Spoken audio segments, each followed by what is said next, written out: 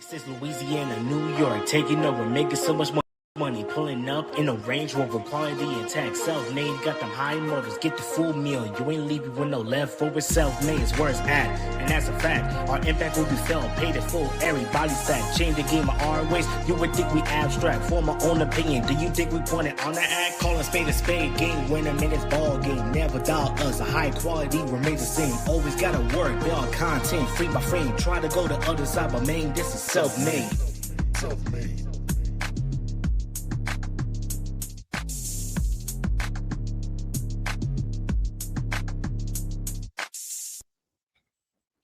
And we are live, ladies and gentlemen. Welcome to Self-Made Sessions. I am Ibu of Self-Made, and I'm joined by Chris O'Bread. I'm joined by Rob of Self-Made, and I'm joined by the recently christened A-Omega. So that's a new one. A-Omega's in the building, folks. Yo, you're on my dick, bro. What the hell? Folks, Ramadan Mubarak to all my fellow Muslims out there. If you're in the East Coast, I hope you're staying safe and I hope you're inside. Today, folks, we have an exciting and stacked edition of Self-Made Sessions because today we're going to be previewing WWE Elimination Chamber this weekend. We will also be previewing New Japan, New Beginning USA this weekend, which I will probably be going to. But beyond those things, folks, I actually have some information on tonight's Raw. And then beyond that, we have some exciting major announcements for the channel coming up, folks. Major content announcements for the Self-Made channel. And if that wasn't enough, folks, if that wasn't enough to get you going for tonight's show, we will also be premiering the very first Self-Made Sit-Down. And our guest, in case you missed it, in case you've been living under a rock, is the AEW World Heavyweight Champion, MJF. Maxwell Jacob Friedman will be in studio, will be in the building, and he's going to be talking to the crew, and that'll be shortly. So lock in, get hyped, get ready. And if you haven't liked the video, please like this video and send us your super chats, man. If you have any questions you'd like to ask, any opinions you'd like to get off your chest, now is your opportunity to do so, because once we're rolling, we will be rolling. While you guys do that, talk to me, Rob. How you doing today, man? Doing good. I'm doing good. We are back on another Self-Made Sessions this week, and it seems like we got an arrangement of things to talk about this week. With Ring of Honor finally getting their residency, of course, we got the New Beginning in USA, as you mentioned. But also we have Elimination Chamber this weekend, and so I have some thoughts and opinions on that too. And of course, we also have the sit down, so I'm excited for that. So it should be an exciting episode. I'm very excited. I'm excited for the audience to get a bit of everything. Chris O'Bread, man, talk to me. How you feeling? I'm feeling good. Woke up, pretty early today, earlier than I usually do. Instead of 10, I woke up at like 7 today. So I'm feeling good. I had a nice rejuvenating day since I woke up so early. I'm excited for all the new things we get to talk about and new content coming, which I may or may not be a part of. I really like the sit down we did, so hopefully the fans received that welly. And Nigga, why the fuck did you? That we're doing? I'm just saying, I don't know. We never came to a conclusion or not if we was gonna tell these things it was canned or just gonna fucking be just massive carnies and act like we was live. I'm premiering. So when he said premiere, I was like, oh, okay. That doesn't mean past tense. What the fuck? I feel like it does. I mean, but it doesn't. It does. But just because you feel that way doesn't mean it's true. Just because you read the stories 20 times when you was a kid doesn't mean I know every word I'm trying to use. And I thought when he said premiere, I was like, oh, okay, well, blah blah blah. You thought wrong, my nigga. You thought wrong. Word. We should have done the thing that wrestling TV shows do, where they play like a backstage segment, and on the bottom it says earlier today. But yeah, man. Ayo, how are you feeling today, boss? I'm feeling good, bro. I'm feeling good. We got absolutely fucking fondled by the fucking weather, bro. We are under 2 feet of snow. This shit is fucking crazy, man. It looks like the apocalypse outside. I have not shoveled yet. I'm probably never gonna shovel. I'm probably gonna pay someone to do this shit. I can't. Come on, man. This shit is crazy, my nigga. This shit is fucking crazy. Bro, you said it took you and your brother how long?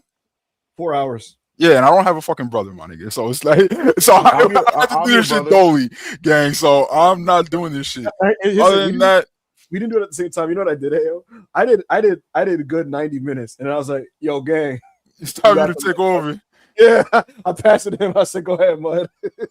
nigga gave him fucking passed down shovel for a roll. Literally dead ass. I just took a fat ass nap. Yo, I mean, look, good luck if you can find somebody.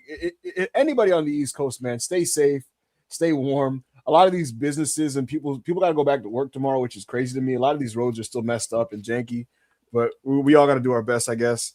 I'm not trying to do nothing this week. I got to be honest with you, but it is what it is. I'm sick of the snow. I can't take it anymore. I'm about to move to Florida or something. I don't know, but for today, think he allowed himself. Ain't you banned from Florida? Why he banned from Florida? My nigga Marcus did ban you from Florida. Nah, like from by the government type shit. Like, didn't the government be like, yo, this nigga is not allowed back? DeSantos? DeSantos is crazy. Is that not his name? DeSantis. Tis. I thought I said that. Folks, if you haven't liked the video, please like this video. Because right now, I want to get right to these super chats. Well, I'm gonna keep it a stack, bro. It really doesn't matter what you want to do. But me personally, Chris O'Rob, I'm trying to get into these super chats. I don't know about y'all. What y'all trying to do, bro? That's a good idea. Yeah, I think it's a good time. Yeah, so we're gonna touch on these super chats real quick, and then the first ever self-made sit down will be premiering. Why is the AEW World Champion? Why is the chat act like I'm a Republican? You are. Chat. For some reason, these super chats are out of order, so please bear with us. Ryan became a member. We appreciate you. We have an announcement. A show is coming to the membership tier. Well, 2 shows. One that's going to be reoccurring. Another one that is well, actually, I don't know if it's going to be recurring, but another one is a self-made special. Yes. Announcement coming later. This podcast. King OA, $2 super chat. Yeah. FTR CNC at Dynasty. What the fuck? We're cooking. Fire emoji, hashtag goats. Yo, when are you gonna drop this gimmick, bro? Like, when are you gonna fucking, like, when is this negative version of me just like gonna stop you? Like, when are you gonna be like King Chris No? I mean, or just fucking Chris No, or fucking Sir fucking SA or some shit. Fucking backup. I think King OA is godly. I got to be honest with you. I think it's a fire. I still fuck with King AO. I mean, OA more than King AO. Personally. Just you know who I fuck with? I fuck with this next account. Ibu hates women's wrestling. $2 super chat. Are they going to do Rhea versus Jade and Io versus Julia? Okay, so you know what's funny about this? The very first time I got a rumbling of Rhea Ripley versus Jade Cargill was around War Games, but the reason why I didn't report it was because it was borderline anecdotal in the way it was explained to me. Because the truth is, WWE would prefer to have Bianca Belair healthy to face Jade Cargill. That's the reason Jade Cargill won the championship, so that they could do the match with Bianca.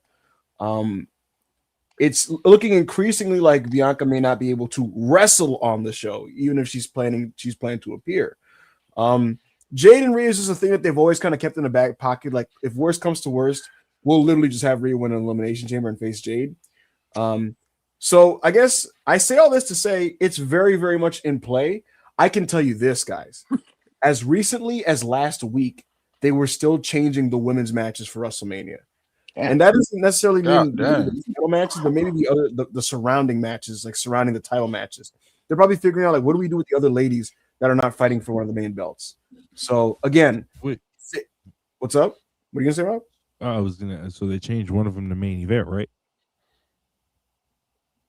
So like I said, they're still adjusting some of the women's matches, or they were last week. Jade versus Rhea Ripley was very much in play when I last heard from people. But Tiffany Stratton was also discussed to face Jade Cargill.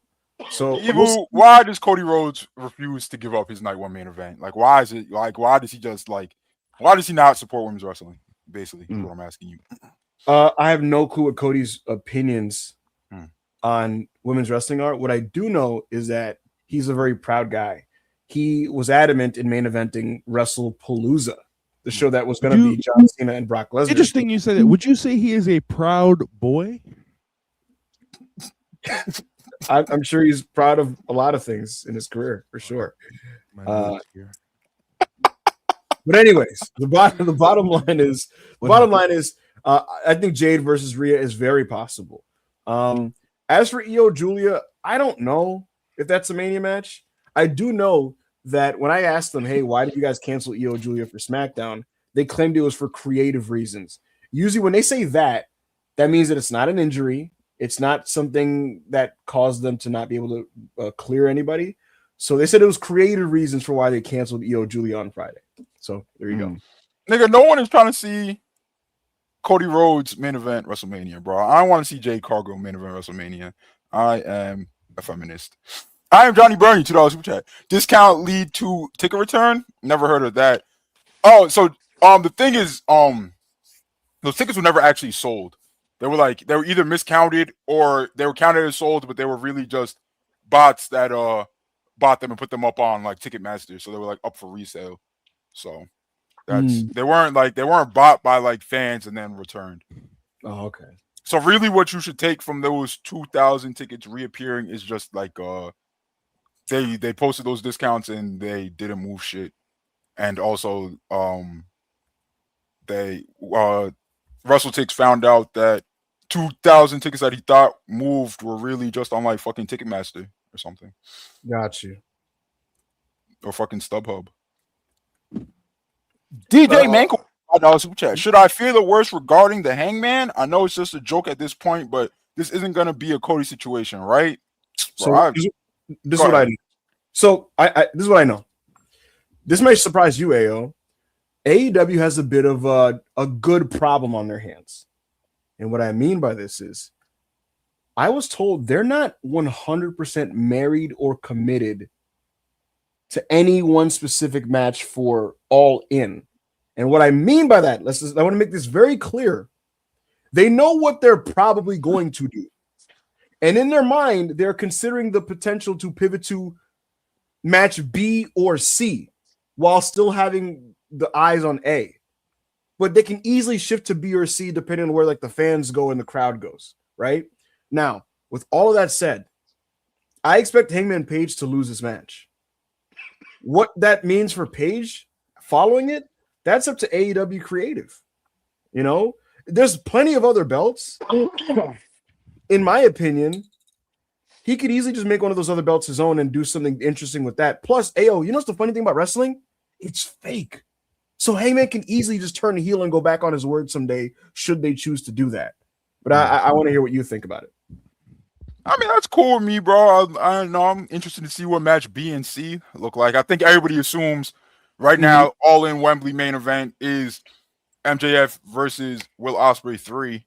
I think that probably makes the most sense on paper, with number 2 making the most sense being like Kenny Omega versus Will Ospreay 3, or really 4, right? You know what? I'm gonna just say it. They haven't 100, or Tony hasn't 100% made his mind up as to who wins the Kenny Max match. Should that match you get? He hasn't fully made his mind up. Yeah, go ahead and run that in New York. I gotta see my GOAT win that title back. He-Man Tony just gets to Arthur Ashe, right? And he's like, fuck it. He's just like, Kenny. He just changes his mind.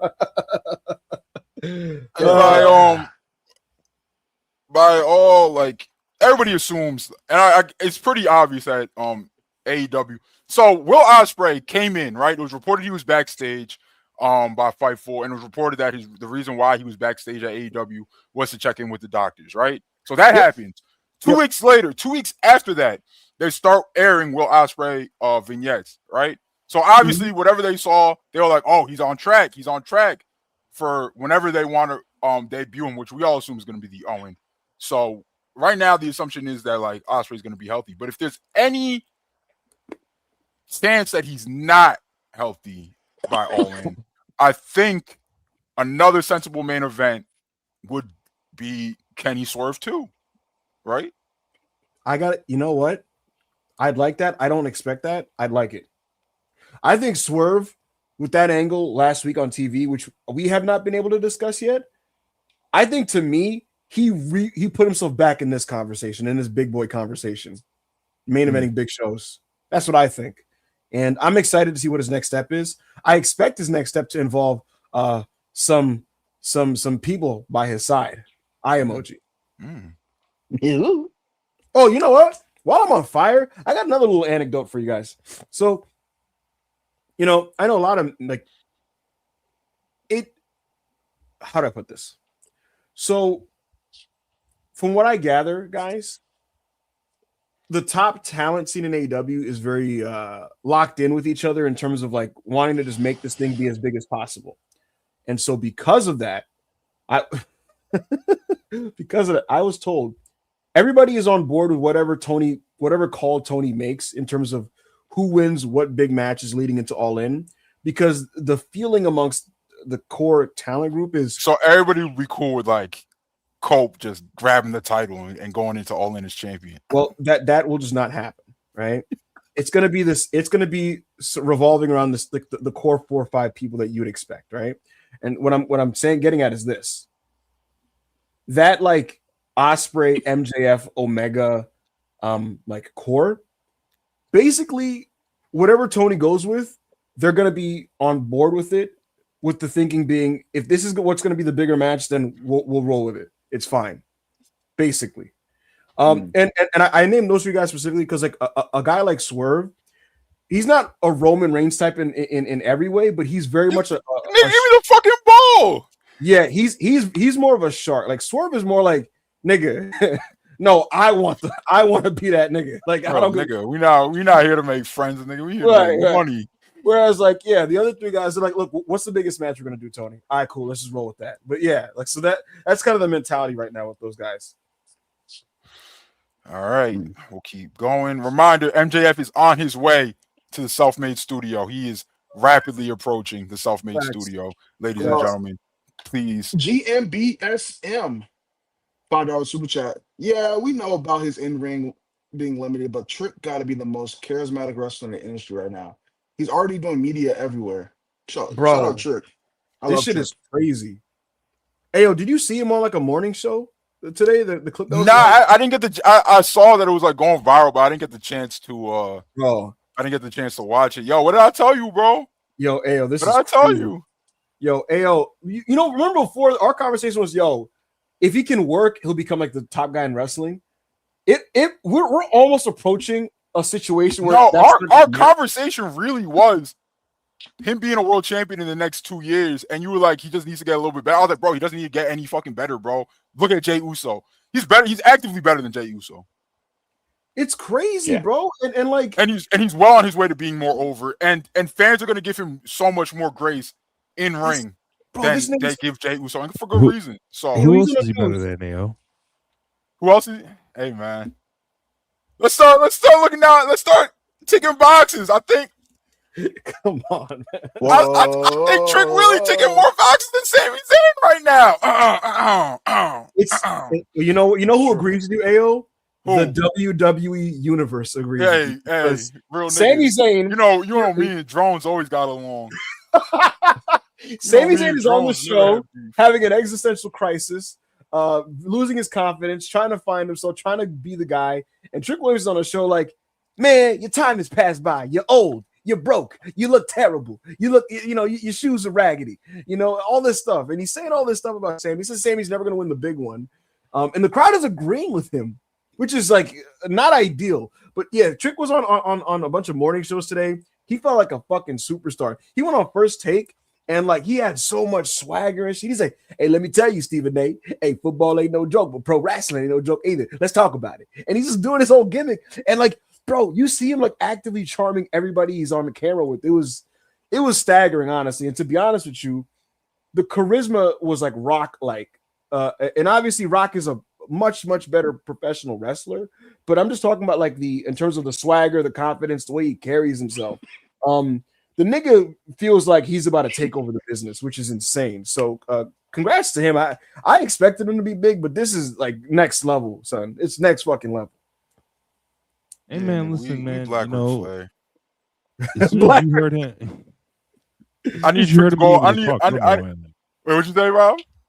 So as soon as like you knew he was able to talk, I don't know why you thought he wouldn't be successful in like WWE to the point that he is now. He would like, Yeah, like, I need. bro, I that's need. I all need him to walk WWE up fans to want. Sammy. I need him to walk up to Sammy on SmackDown and be like, "Cracker, you like working here?" Bro, Yeah, he basically did this. Cracker, you like working Exactly what he here? did. Bro, Exactly hey, what he well, did. I told you Sunday, but Cody Rhodes is basically like, nigga, Sammy, stop blaming everybody except yourself. Walks off. Cody, Sammy slaps the water bottle. And then right behind him is Trick just like, what's up, honey? he walked behind, that ass walked behind him. I told you it was a bum ass nigga. And walked off. I am Johnny Burney, 199. We now flinching on AJ Styles. I don't know what he does. I'm not sure. All I can tell you is for tonight's Monday Night Raw, WWE has reached out to people outside of WWE for tonight's show. What that entails, we're gonna find out. We're gonna find out. Sounds pretty good. All right. Folks, we have All right. over 900 live viewers. If you haven't liked the video, please like this video. MJF is fast approaching, and he will be in the studio. MJF is in his Lamborghini, Yes, doing 110 on these icy roads on his way to the Self-Made Studios, ladies and 100%. gentlemen. Yes. Andrew Brown, $5 super chat. Do you think Nathan Drake has a better finale than Indiana Jones? I think he did. I've never played any of the Uncharted games. Yeah, me neither. never I played did them. watch one. I watched someone play one of them, like on YouTube or whatever. But yeah. Sorry, bro. NJPN $2. So what do they want to achieve with the hanger stipulation? For people to, because I think they want people to think this is a huge fucking match, and they need to buy the fucking pay-per-view. Right, exactly. Holbert put it really well the other day. I heard him listen say it, but like, bro, how many people when Andrade didn't win, how many people were like, oh, I don't want to see Max and Hangman, and like it's the colder match, you know what I mean? Mm-hmm. And in 1 week, now everybody's guessing and making all these theories as to what's going to happen. There's people who are like, oh no, so this means Hangman's going to win. Mm-hmm. And here's the thing, bro. When a main eventer wins a title, you don't expect them to drop it in 2-3 months. Mm-hmm. We're in month 2 of Max's reign. But then you also don't expect someone of Hangman's stature to just never win the title again, just not even be able to challenge for it again. Correct. And so, how do you sell that? How do you how do you reverse that? You put a step like this, and you know what this is going to achieve? AO, people are going to buy the pay-per-view. So this is how you sell a big match when you're in that type of a circumstance. So to me, mission accomplished. Revolution's a big show too, so let's do some early guesses. We're not going pull Meltzer where we're like, all right, 98K. You think you're hitting it? We'll shoot high. 150K buys, chat. Higher or lower? Revolution. Oh, I'm bad with higher. Buys. You going higher, Chris? Go higher, man. I'll go higher. It would be a massive success, but I think it's possible. I think the Omega and MJF pay-per-view is going to do a huge buy rate. Yeah. If you had to guess, what do you think that's going to be? Dynasty or Double or Nothing? Double or Nothing. Yeah, I think fuck. Just a guess. Just a total guess. I think Dynasty Kenny will beat Swerve in front of his own countrymen. Just my guess. Epic Department in Canada? Yes. Right? Okay. Yeah. Was it Epic like Department 499. Edmonton or some shit? Something like that. Sending best wishes to all self-maders hit by the blizzard, like I was. Hopefully, shelving was the worst of it and nothing more serious. Hashtag self-made forever. Absolutely. Yeah, we appreciate Thank you, that, Epic bro. Department. I'm happy as fuck I didn't lose power, bro. Like it was flickering for a little bit yesterday, but oh man, yeah. It's spooky. Go ahead, Chris. John, $2 super chat. Swerve, make peace with your demons. Hashtag cleaner is coming. You know, the one thing with this Swerve Kenny feud that I like hope they just don't go to right away, right? Swerve is Embassy is definitely coming back. It's just like no way around. It's coming back. I don't want this to be a faction feud. I don't want this to be the Embassy versus the Elite, right? I want it to be Swerve versus Kenny. You know what I mean? So hopefully, Yeah. like obviously they're gonna the 6 man come and awesome, but I want this to be hyper focused on Swerve and Kenny, just two of the best in the company going at it. You know what I mean? Yeah, I agree with you. Thank you, Absolutely. big bro. NJPN, $2. Oh wait, shit. NJPN, $2. Lastly, ain't nobody doing it like Self-Made. Appreciate Please you, talk. man. Please talk. Please talk. Thank Please you talk. so much, That man. shit. Talk that shit, brother. Musa Khan, £5 super chat. Motherfucker like me would have made ROH a 1-hour TV show like NXT in the 2010s, make the roster exclusive, and promote younger talent like Moriarty, Nick Wayne, etc. Sounds like a That good was Most of the idea. shows I've been watching more recently have been shorter. Like is they're ROH not- I don't think they're like an hour and a half anymore, if I'm not mistaken. I was gonna say, bro, this shit is an hour. Niggas Yeah, bro. It's like 6 to 7 every week. I think. For those that don't know, ROH, actually first reported by our good friends over at Fortune 4, but confirmed today by Sean Rassab, ROH is becoming a studio show in March. As far as we know, for now, it's not permanent, but it's exciting. At least let them have a taping dedicated to ROH, so it'll be more cohesive and be actually hyper focused on what ROH has going on, and it's not just like dark matches before Dynamite or Collision. Mm-hmm. So I'll check out those. I'll check out the studio shows. I'll dip my toe back into Ring of Honor.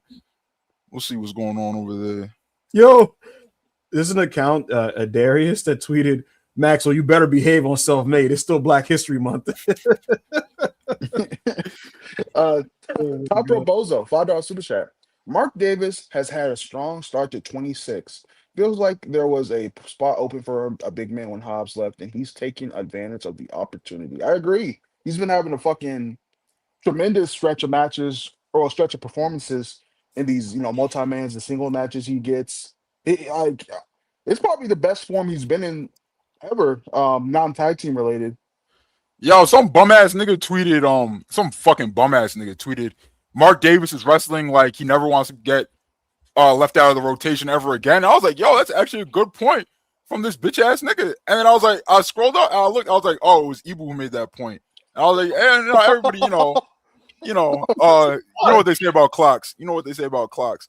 But yeah, bro, Mark Davis is wrestling for his life out there, bro. Like he's good, really ever since Full Gear, and quiet as kept, bro. Like he's really locked in on like his physique and everything. Like he's dropped a lot of fat, he's gained a lot of muscle.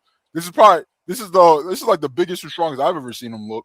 Like, and that's I'm not gonna pretend like I was fucking watching whatever he had going on in Australia, but I definitely was there for all the shit that he had going on with the United Empire and New Japan and shit. So yeah, man, this is a guy who's locked in, bro. This is a guy who's fucking locked in.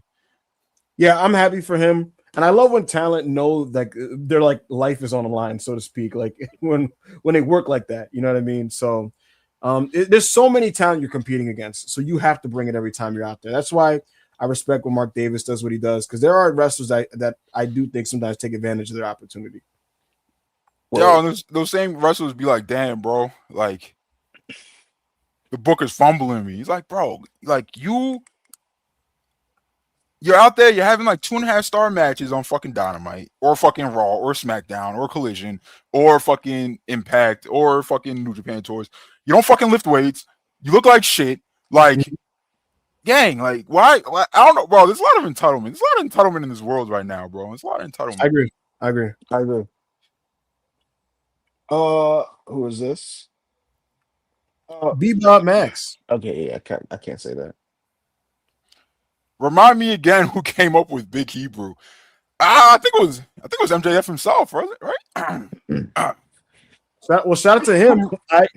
I watched Mr. Big Hebrew wrestle Zillify 2 last night, AO, and that was we'll get into that after the sure. after the MJF self-made sit down, which is rapidly approaching, folks. It's rapidly approaching. MJF has alerted me that he is now traveling 150 miles per hour on his way to the self-made studio. Oh shit, damn. Ray Penber, one of our great mods. We appreciate you, bro. $20 super chat. MJF's reign so far has been awesome. As someone skeptical due to his first so far, I am wrong and happy to admit it. Lastly, shout out to the guys at Self-Made doing it bigger and better than the rest. Yo, we appreciate you, gang. And we told you. We told y'all, bro. We told y'all this rating would be fire. And niggas was saying I was bought and paid for. Niggas was saying I was taking money under the table. Niggas was calling me racial slurs and then saying they had Tourette's. Like, it was crazy, gang. But we here. MJF is having a very enjoyable title reign right now, in my opinion. And I think it's only gonna get better. Yo, hey, I'm sorry I had to mention this, bro.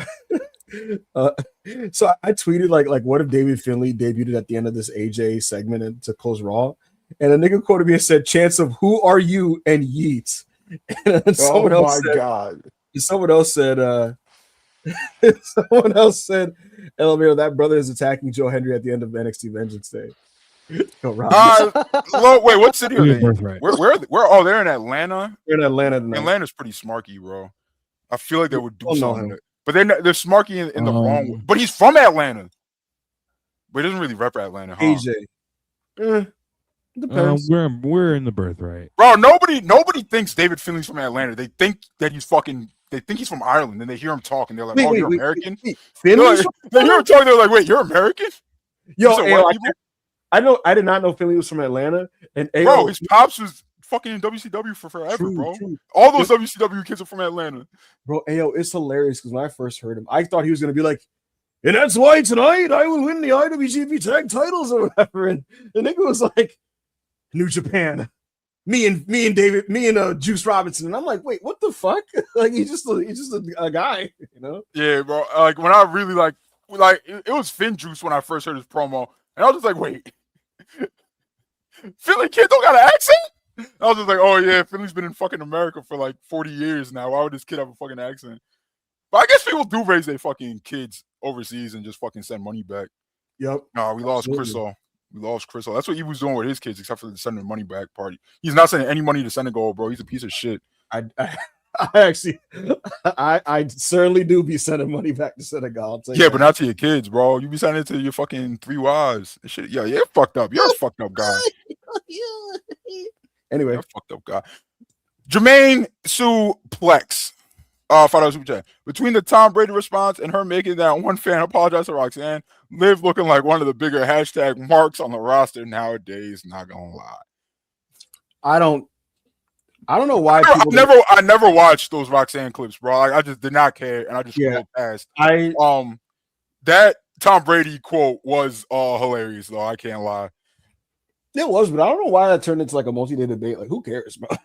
Like, it's just funny because it's just like, I don't know. I just feel like WWE wrestlers shouldn't have like made it this whole drama that they fucking did.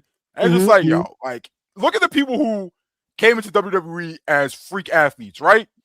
Brock Lesnar came into WWE as a freak athlete, tried and failed in football, spectacularly failed. Roman Reigns came into WWE as a freak athlete, tried and failed in football. Trick Williams, he's not really a freak athlete, but he's someone who's held as very athletic, tried and failed. Braun Breaker, tried and failed. Like, guys, all these people would love to be in the NFL, playing 16 games, making much more money than being on the fucking road 365 days a year. If they could, they would, and they can't. So it's just like, I feel like a lot of the wrestlers who say this know. Maybe Liv doesn't because, like, you know, who knows if she knows anything about football, but like the male wrestlers, they know, but it's just like, oh, we gotta protect the business. So of course you could of course I could go out there and fucking have fucking 30 sacks in the season if I wanted to. But I love wrestling. Thank you, Jermaine. Appreciate you. Yeah, appreciate you. Ray Pember became a new member. We appreciate you again, bro. I am Johnny Bernie. Yo, Rob, can you read this for us, please? I can't. I don't got my glasses. It says Rob ate pork again, and God said, "More snow for Ibu." This is not true. You paying for his sins, Ibu? That's bullshit. That's so bullshit. No, Ibu paying for his own sins, anyways. All right, we're gonna do 3 more super chats, and then I've just gotten word that MJF has entered Self-Made Towers, Oh and we will shit. be airing Oh the shit. first ever Self-Made Sit Down. Hope he brought my pickles. What the fuck? What the fuck? Musa Khan, £5 super chat. Been watching 70s wrestling, mostly boring, except Terry Funk, who's a god. CM Chud, you idolize him, but will never be him. If you want to go back, I'm letting you know right now. If you want to go back and watch anything, bro, watch 80s more than you want to watch 70s. 70s is just full of fucking 70-minute 2 out of 3 falls matches that don't have finishes. Yo, why were niggas especially if your name is Jumbo Saruta? That happens to you a lot. Yo, Jumbo Saruta is so dog shit. No, he's not. All right, yo, don't rage with me. Let's just move on. I don't want to. Don't. Can't cancel me. Here goes My evil. opinion. Niggas not allowed That's to my have opinion. opinions. It's my opinion. Mr. Pepperoni. Hey Rob, how you doing? My name is Pepper, last name Roney. I was wondering if you could eat me out. Show me a good time. Invite me to your room. Oh, Oh, like a keeper. My name is Pepper. My Last name Roney. I was wondering if you could eat me out. Show me a good time. Invite me to your mouth. Girl, here's my pizza. You know it's got pepper. Last name Roney. Rob, please don't eat me. Let's take care of that. Get that. Let's take care of that. Shout out Mr. Pepper. Yeah, shout out Big Pep. So Steve Ramirez, member for 1 month, self-made shit, self-made forever. May or may not have sold my teammates last night in jeopardy before we move. Yo, chat, for anybody who's not in the self-made Discord. Holy shit. One of our paragons, Brian, he didn't want to watch a movie. He wanted to have a game night. So we played Jeopardy. And let me tell you, chat, it got real bad for Team Bryant real fast. We gave them the shellacking of a lifetime. Final score, 5,600 Team Self-Made, 400 for Team Bryant. Jesus. It got real uncomfortable in there, chat. Jesus. Is it time, Ayo? He was doing a big. It is time. MJF has just entered our studio. Mm-hmm. He's about to take a seat, and we will be airing the first ever Self-Made Sit Down. Producer Cade.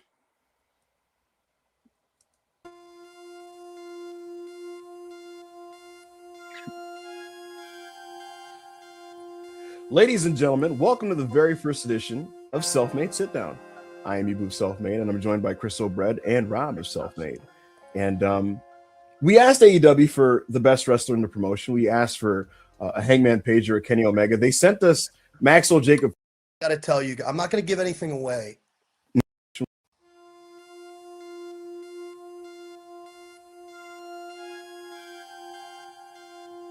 Ladies and gentlemen, welcome to the very first edition of Self-Made Sit Down. I am Ebu Self-Made, and I'm joined by Chris O'Bread and Rob of Self-Made.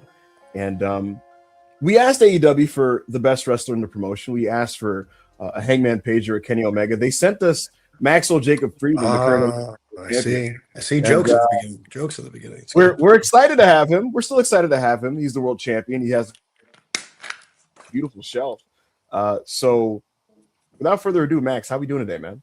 You know, they told me I was going to be sent over with interviewers, but apparently it's just 3 Make-A-Wish kids today. But we're going to make this happen. Whoa. You know, we're going to try our best here. We're going to stop doing insults. My wife is laughing in the corner right now at that spectacular joke I just made. And we're going to ask MJF intelligent questions. We're going to be professional. Oh, yeah. Because Yes, we want to make sure that there's a nice holistic thing going on here between Self-Made and All Elite Wrestling. We're going to want to interview more people. And realistically, I'm daddy. I make the decisions. I don't want to put Self-Made on timeout. Okay? I don't want Self-Made to be in a timeout. I want Self-Made to have more opportunities here. I truly do. And let's see how this goes. Well, Max, I'm going to just open up by asking this. What are those other belts on the shelf? Okay. That's a good question. Yeah. They're not every belt I've ever won. They're Okay. just some. I've not even looked for a minute here. This is the MCW Rage TV title. So Maryland Championship Wrestling, which I was a part of when I was 18. This was, I think, the 2nd or 3rd championship I ever won in wrestling. Right here was gifted to me by CMLL. This is the CMLL Light Heavyweight Championship. You going to go back there this year? You know what? If they give me an opponent that makes sense, my answer is yes. I don't think people realize the flight is a pain in the ass. It's deep in Mexico. It's not like you're going to like Cancun. Like Mhm. it's Mexico deep, deep, deep in Mexico. So, it's not a whole lot of fun. What else do we got here?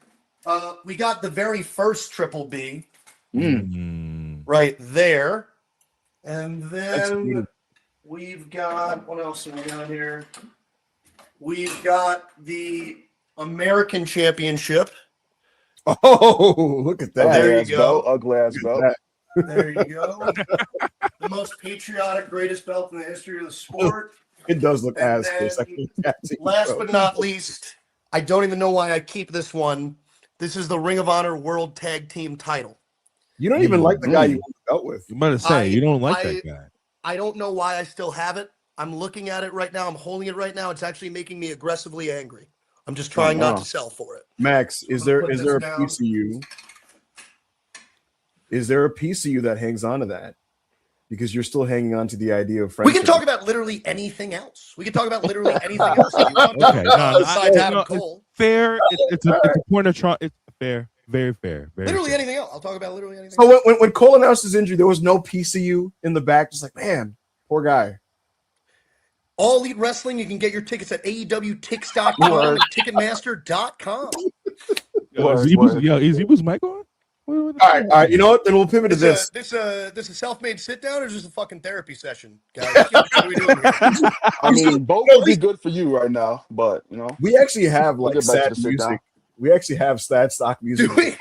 Yeah, we do. We have sad Yeah, I stock. don't want to. I don't you want to do. talk about Adam Cole ever again. Well, I want to talk about your match with Hangman Page because you Yes. did a live interview with this Yeah. guy on television. Good television. Good television. Probably I did a only good know job. how to do good television. That's why the ratings are up and the ticket sales are up. But go on. Is that true? Mm. Talk to me. Go ahead. I'll What do you mean? Is that true? It's a fact. This is Go a ahead. fact. We are up year over year in ticket Okay. sales by a wide margin. We're up year over year in ratings by a wide margin. We've got more momentum than we've had in years. I don't think it's an unfair thing for me to say it's all because of me. And I don't think it's an unfair thing for me to say right now, point blank. And I know you three are big fans of All Elite Wrestling since day one. I've been a part of the company since day one. This is Mhm. not hyperbolic. This is the best the main event scene has ever Okay. been in the history of the company. Word. All right. Tell me I'm 'cause wrong. Because I you was just can't. gonna I agree. So here's the thing. You already kind of blew my spot there. You're saying it's because of you, right? And here's the thing: a company is as good as their top guy. You are the world champion. You said that the main event scene is doing great right now. We saw Kenny Omega and Swerve tear the house down last week on television. You did live Fantastic television wrestlers. with Hangman Page. I'm going to ask you about Hangman Page. So you guys did a live interview, and you went back and forth with him, and the guy put his entire livelihood on the line. He is going to be staking his ability to challenge for the AEW championship forever on the line for a What a chance. fucking nut job. Yeah. Just to get me to agree to a stipulation. Just to get me to agree. Right. Yeah. Fantastic. So how do I word this? Do you think this is the right situation to do a big pay-per-view buy rate for this upcoming show? And do you believe in this main event? Talk to me about it. I believe in any main event I'm in. World's End did an insane buy rate. When MJF had the world title in 2023, we did nothing but insane buy rates. I believe in myself. Look, there was this weird disconnect online about me because, and it's gone now, thank God. I think people have finally woken up and the whole MJF bad thing has kind of become hack. But I did understand why it happened, and I'll speak on it right now. Go for it. I've been a professional wrestler for 11 years. I've been on national television for 6 of those 11 years, which is already insane, right? And then if you want to count MLW as being a television product, I've actually been a television professional wrestler since I was 19. Okay? Yes. All those years, flawless. Some of the greatest matches, promos, rivalries, moments in the history of the sport. I'll put my hat on that. 3 months, 3 measly months, I did what I will admit, I had an unfun time after Adam Cole broke his ankle. Wrestling fans had an unfun time after Adam Cole broke his ankle. I was the drizzling shits for 3 months. after Adam Cole broke his ankle because I was dealing with the loss of a friendship. I was dealing with the loss of knowing who I was as a performer. On multiple levels, I didn't know who I was anymore for 3 months. 3 months out of years of proving I was the biggest draw, years of proving I was the biggest star, years of proving I was the best bell to bell, years of proving I was the best on the microphone. And those 3 months, people ran with it. And I understand why they did, because I hated those 3 months. I think about those 3 months. I wake up in a cold sweat and I think about those 3 months. This world title reign, this belt, this run since I have come back has done nothing but wake the fans up and wake me up. So now those lapsed fans that left because they felt like MJF left, they're coming back. They're coming back in the buildings. They're coming back to buy pay-per-views. They're coming back to watch the product because MJF is back. And I'll say this right now. I'll put my motherfucking name on this. This is the best version of MJF there's ever been. And I'm only going to get better. I'm not even 30 yet. I've got 20 more years in this sport. Let's talk names of top guys right now. I'm not going to tell you to say their ages because you know. CM Punk, Cody Rhodes, 8, 7, Cody, LA Knight, Jey Uso. I think you people know where I'm going with this. I'm the youngest top guy by a fucking landslide. I got 20 more years of greatness. I will go down as the greatest of all time. I need this belt to prove that. But you know who else feels that way?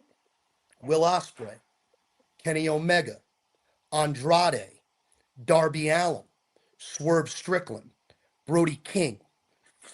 This list goes on and on. The reason that our product is must-see right now is because we all want to be the GOAT. But the fucking simple fact of the matter is I'm the Michael Jordan of this generation. These other people, they can be Shaq, they could be Penny, they could have fun. Only one person gets to be MJ. I'm MJ. I eat first. Before I pass this over to Chris, 2 quick questions. You're a big believer in yourself. It's obvious, right? So I can presume in your mind, you're going to go to Wembley with that championship. In your mind, you're not losing it anytime soon. I'm not losing that belt. Absolutely not. I'm seeing a bunch of fantasy booking about what the main event of that show is going to be, who's going to be in that main event. Who do you want to draw money with on that show? Who do you want to do some box office, big fight promotion? It's box office. It's box office because I'm in the match because I'm not losing this belt. This belt ain't going anywhere. I keep hearing people talk about Will Ospreay. And if I'm being completely honest, would I like that rematch? I've won one. He's won one. Do I deserve an opportunity to prove to the world that one win he had was an absolute disgusting, gross fluke? I think so. Okay. But then, is Will Ospreay even going to be up to the task? This man's got a neck that's made of silly putty now. Who's to say that's something who's to say that that's somebody I'm going to even be dealing with by then? Who's to say it might not be John Moxley by then? Who's to say it might not be Darby? Andrade is on a tear right now. Who's to say? Let's say Hangman beats me. He ain't gonna. Who's to say it's not going to be MJF trying to get that strap back? We don't know. That's what makes the product so interesting right now. It could be anybody. But what I do know is there's only one guy who deserves to be in the main event at Wembley Stadium, and that's MJF. No one's going to be able to sell a match. Nobody's going to be able to sell a match like MJF. I don't know if somebody just is that snow for you? Hard. That was hard. Rob dropped a funk flex bomb for you. That was hard. And my last one was tough. Guys, you said you're in love with this version of Max. I think most fans would concur.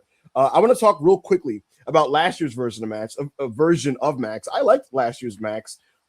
He was in the Hurt Syndicate for a couple months. Yes. Why are you not in the Hurt Syndicate anymore? All 3 of them put the thumbs down. They felt they didn't need MJF in the Hurt Syndicate. They felt they'd thrive without MJF. What happened, Max? What was that not great television? I was having a good time. They didn't want me in the crew anymore. It's really as simple as that. So you enjoyed your time with the Hurt Syndicate? Yeah. Yeah, Okay. I did enjoy my time with the Hurt Syndicate. Me and Bobby didn't get along, as you saw on TV. But, you know, shit happens. They didn't want me in the crew. I think everything turned out okay for me. Do you ever see yourself I being landed on my feet. I think I'm fine. Do you ever see yourself being a stable guy again? I don't think I ever want to be in a stable ever again. I think what makes me special is the fact that I'm one of the few people in all elite wrestling that can stand 10 toes down alone by himself and be the most interesting act on the show. I don't need to rely on others. Now, a lot of people say that I'm the type of guy that I can make great chemistry with just about anybody, and I've proven that. I've seen it. I remember at one point people were like, "Holy shit, MJF and Sammy Guevara should be the AEW Tag Team Champions." So I mean, I can make a mountain out of a molehill. I can make money out of fucking diarrhea. I can do it all. You know what I'm saying? Absolutely. So yeah. I hear that. Chris, you got anything from Yeah, Max? I actually want to go a little bit away from wrestling because I'm a big movie guy, and you're Sure. delving into the cinema world, and we're talking about drawing money. What actors would you want to draw money with on a movie, on any type of movie you want, action, comedy, horror? What are your like top three actors you're trying to I work want with an right MJF John Cena two-hander at some point. now? Truly. And I think that it's Oh, going to let's happen. go. I'm manifesting that in my head. I think an action comedy with me and him it'd be next level. Oh wow.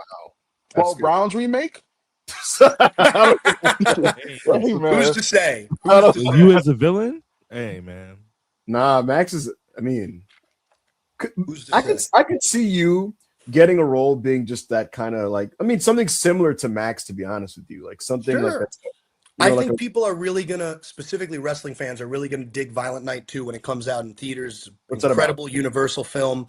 So Violent Night 1 is about Santa Claus, and shit gets topsy-turvy, and he needs to save Christmas in a sense for a small child. And Santa's got to get down and dirty. He's got to get violent. What ended up happening, which is really interesting about that movie, was it was a Universal flick. They didn't put a lot of money into it. It blew up to such a degree and was so box office, they had to make a second one. And I'm going to be a main character in the second one, along with Kristen Bell's in the movie. God, Shout out her. David Harbour. You know, there's a lot of big names in this film. So, Joey, I call him Joey Pants. If you don't know who he is, he was Ralphie in The Sopranos. Okay. If you don't know about The Sopranos, I can't help you. I hear that. Rob, what you got for Max? I wanted to ask you, going back to wrestling. I've always seen about it. My dad has taught me about it, but I've just started recently, like, studying and going into territory wrestling, like within the last 2 years. And I wanted to ask you, what inspired you with this AEW World Championship run to go more of the territory kind of world champion route, as opposed to like the uber like importance on storytelling route that you did the last time? What inspired you to stories, travel the world? And so Rob, I think there's this weird thing because people are so, and I'm going to use the term fed pilled, even though I hate it. But it's fair because the only type of professional wrestling we've been able to consume on national television for decades before AEW came around was WWE programming. Yeah. And WWE programming taught all of us as wrestling fans, this is what a world title run is supposed to look like. The first time I ever spoke to Tony Khan over the phone, we had spoke for 2 hours straight about territory wrestling and our love and affinity towards territory wrestling. That was before our relationship went south. And I knew then and there, because WWE was offering me a deal, and AEW was offering me a deal, and it was this new thing. And everybody was telling me under the go with WWE. This is the place to go. It's established. This AEW thing might not work out. But I just knew based on that conversation that this guy was going to understand me and understand the type of professional wrestling that I love. What is different about this run, though, Rob, and I don't like using the term stories because to me this is real life, but what is different about this run is, in my first run, all I cared about was breaking the record of the longest reigning champion. I needed to beat Kenny Omega's record to prove that I was the greatest world champion in the history of the company. There was an immaturity to that because did I hold it for 406 days? Yes. Was it all, when it was all said and done, did people think universally and unanimously that it was the best title reign in the history of the company? No. No. No. This time, it's not about running away from the competition. It's about running towards the competition. This time, it's about proving beyond a shadow of a doubt, whether it's on the microphone or in the ring bell to bell, nobody can fucking touch MJF. That's what this world title reign's about. And that's why you're embracing working around the place and having Absolutely. matches in different countries and stuff The like that. same way Harley Race did it, the same way Buddy Rogers did it, same way Ric Flair did it. You have a good head on your shoulders, Max, especially for a wrestler your age. A lot of wrestlers, you named a lot of guys who were top guys who were in their 40s. Some would maybe And make 50s. Right. Some would probably make the argument that like a lot of guys just their mind for the business doesn't get sharp until a little bit later, and yours appears to be that way now. I think that's cope. Can I tell you why it's cope, Ibu? Talk to me. I'm going to take a sip first. Yeah. Here's why it's cope. Okay. And I ain't talking Adam Copeland. Adam Trust Copeland. me. I'm never talking Adam Copeland. Right. I think the biggest issue with people of my generation right now, besides reps, is the lack of watching wrestling.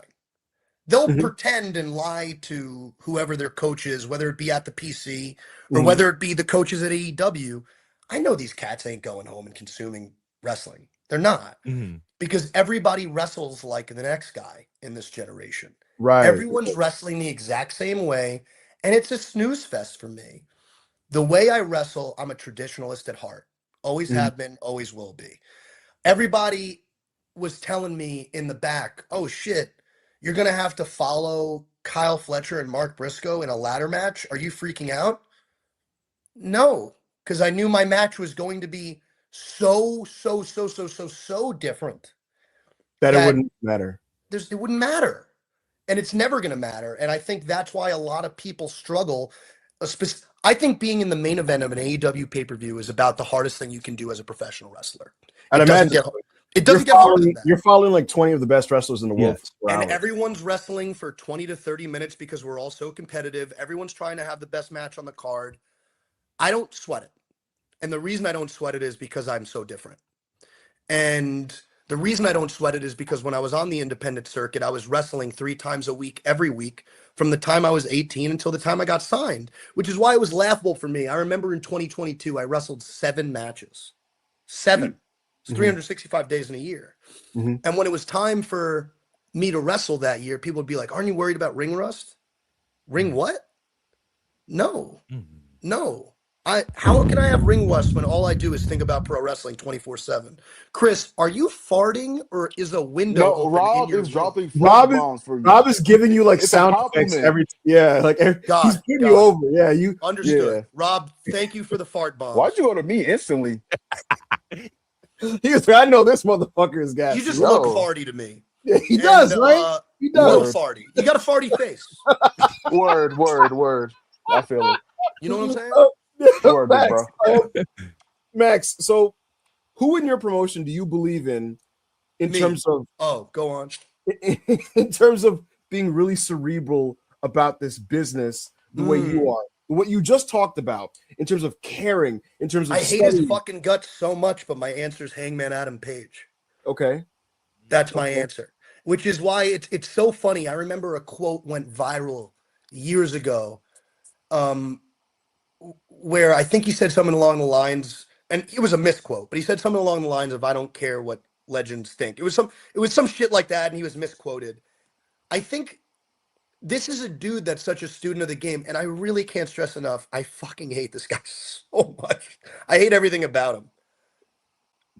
But sometimes I do have to take a step back and wonder if the reason why I hate him, and he said it on TV this past week. Do I hate him because we're so similar?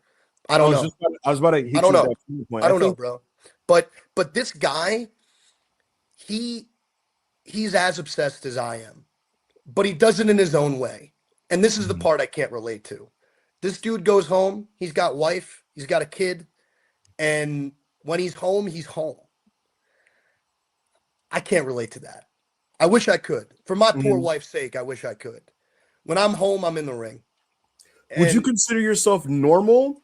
Sorry, no, abnormal? And if so, should AEW only give the highest of positions to people who are as psychopathic as you, or are you just an exception to the rule of wrestlers? I don't think I'm definitely not an exception. I think in order to go down as an all-time great, your brain has to be wired a certain way. Some people are born with a chip on their shoulder. I know I certainly was. You have one. And I'll have one till the day I die. I will. I can't help it. If I scroll online and I see hundreds of thousands of positive things, all it takes is one. All it takes is one. And I'm screenshotting that thing, and I'm looking at that thing when I wake up, and I'm looking at that thing when I brush my teeth, and I'm looking at that thing when I'm at the gym, and I'm thinking about that thing in the middle of my match while I'm beating the shit out of my opponent, and I'm waiting for the apology. I don't always get it. Some people aren't bold and brave enough to apologize. There will still be people, even when I'm doing the best work in all pro wrestling right now, which I am, who are just going to stand 10 toes down on going, I don't get this MJF thing. Simply because they don't want to be wrong. You know what I'm saying? And I get that. And I've gotten better as time has gone on. Of at just getting over that differentiating kind of the two. thing? Yeah. Okay. Of breaking the spread. Okay. But it's always going to be there. It's genetic, bro. It's genetic. Well, I'm speaking no of different than MJ in that sense. I take that shit personally, and I use it. speaking of like your obsession with wrestling and everything and being the best and in the gym, in the ring, on the mic.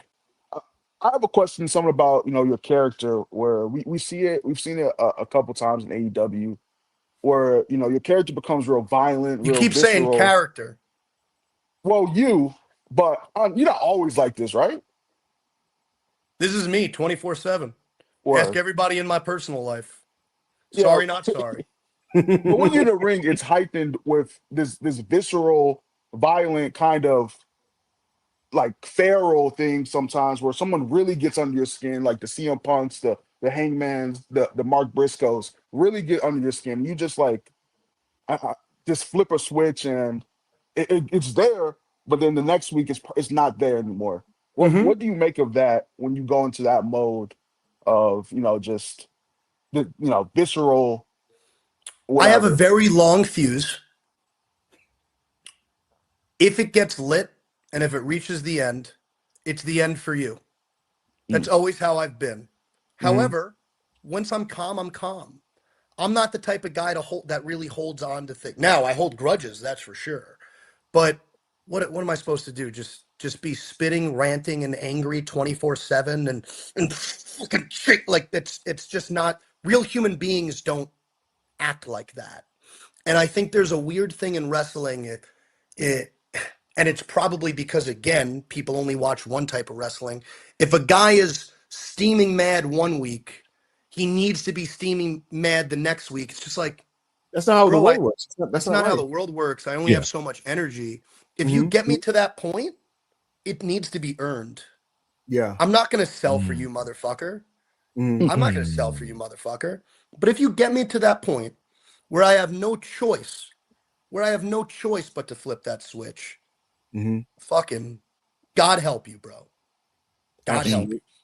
As we close this thing out, we're gonna, with respect to your time, I'm gonna have Rob ask you this question. I know you said earlier like there's like no, you don't really want to do a stable, but I wanted to ask you like there's really nobody in AEW right now that you see like you're like, this guy has so much potential. If I took him under my wing, he could be like great. Or is the trust factor with you completely broken with anybody else in AEW? I really don't want to put myself out there ever again. It's just not something I'm interested in. I even tried to separate personal with business during the Hurt Syndicate thing, and it still didn't work. So I don't know. I think sometimes people are put on this earth by God, and sometimes you're just meant to be a lone wolf. And I am the wolf of wrestling, so it only makes sense. That's a hell of a way to close, I think. MJF, the Wolf of Wrestling, the World Heavyweight Champion, is going into Revolution to face Hangman Adam Page. Stipulations to be determined. We thank you so much for your time. Max, what can people expect this week on Dynamite when you go face-to-face with Hangman Page to name your counter stipulation? I've given it a lot of thought. Yeah. And I got to tell you, I'm not going to give anything away, Mhm. but I think this is the greatest stipulation ever conceived in the history of man. Are you going to go full Russo on us? I think that, I don't know who that is. I think this is the greatest stipulation that anyone has ever come up with in the history of professional wrestling. And if he, you know, I'm going to be fair about it. I'm a fair guy. I'm not going to trick anybody. You know, let's sit at the table like men. Let's agree to one stipulation. Do I think the stipulation we should agree with should be mine? Yes. Mine's probably going to be the better stipulation because I came up with it. And yeah, MJF doing Texas Death. I don't know. I don't know if you're ever going to see that. That's So this is like a uniquely new thing that you're going to propose? This is the greatest stipulation that anyone has ever come up with in the history of professional wrestling. And there's only one way to find out this pitch. It's on Tune Dynamite. in Wednesday night, TBS, 8 p.m. Eastern Standard Time. Check your local listings. You heard the man, folks. MJF, AEW World Champion, says, watch Dynamite for the greatest stipulation of all time. Thank you, Max, so much for being here. He fucking leaves with dramatic effect. We appreciate having him. That was your very first edition of Self-Made Sit Down. We appreciate everybody that's tuned into this show. And we'll catch you guys after this bumper for the rest of Self-Made Sessions.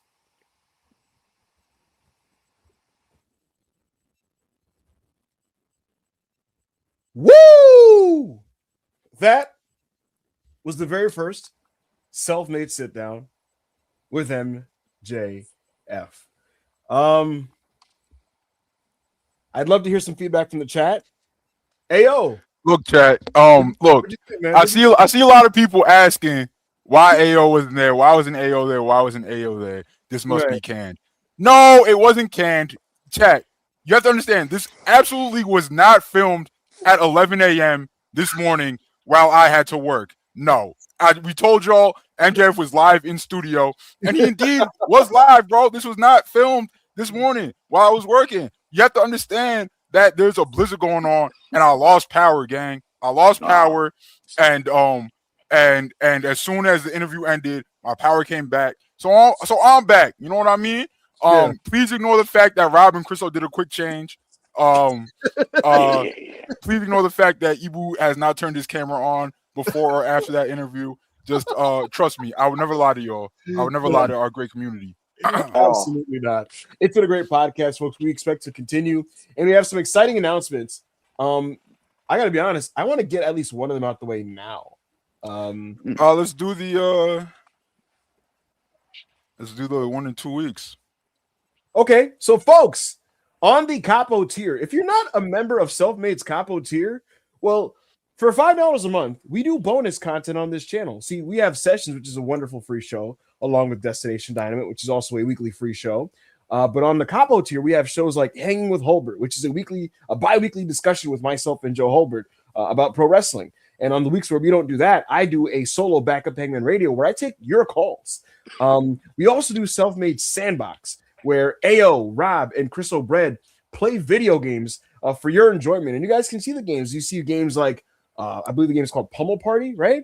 You guys play WWE 2K and so much more. But coming in 2 weeks, a special on the Capo tier, the very first self-made draft. It's going to involve myself. It's going to involve Rob. It's going to involve Chris O'Bred. It's going to involve AO, but not just us four.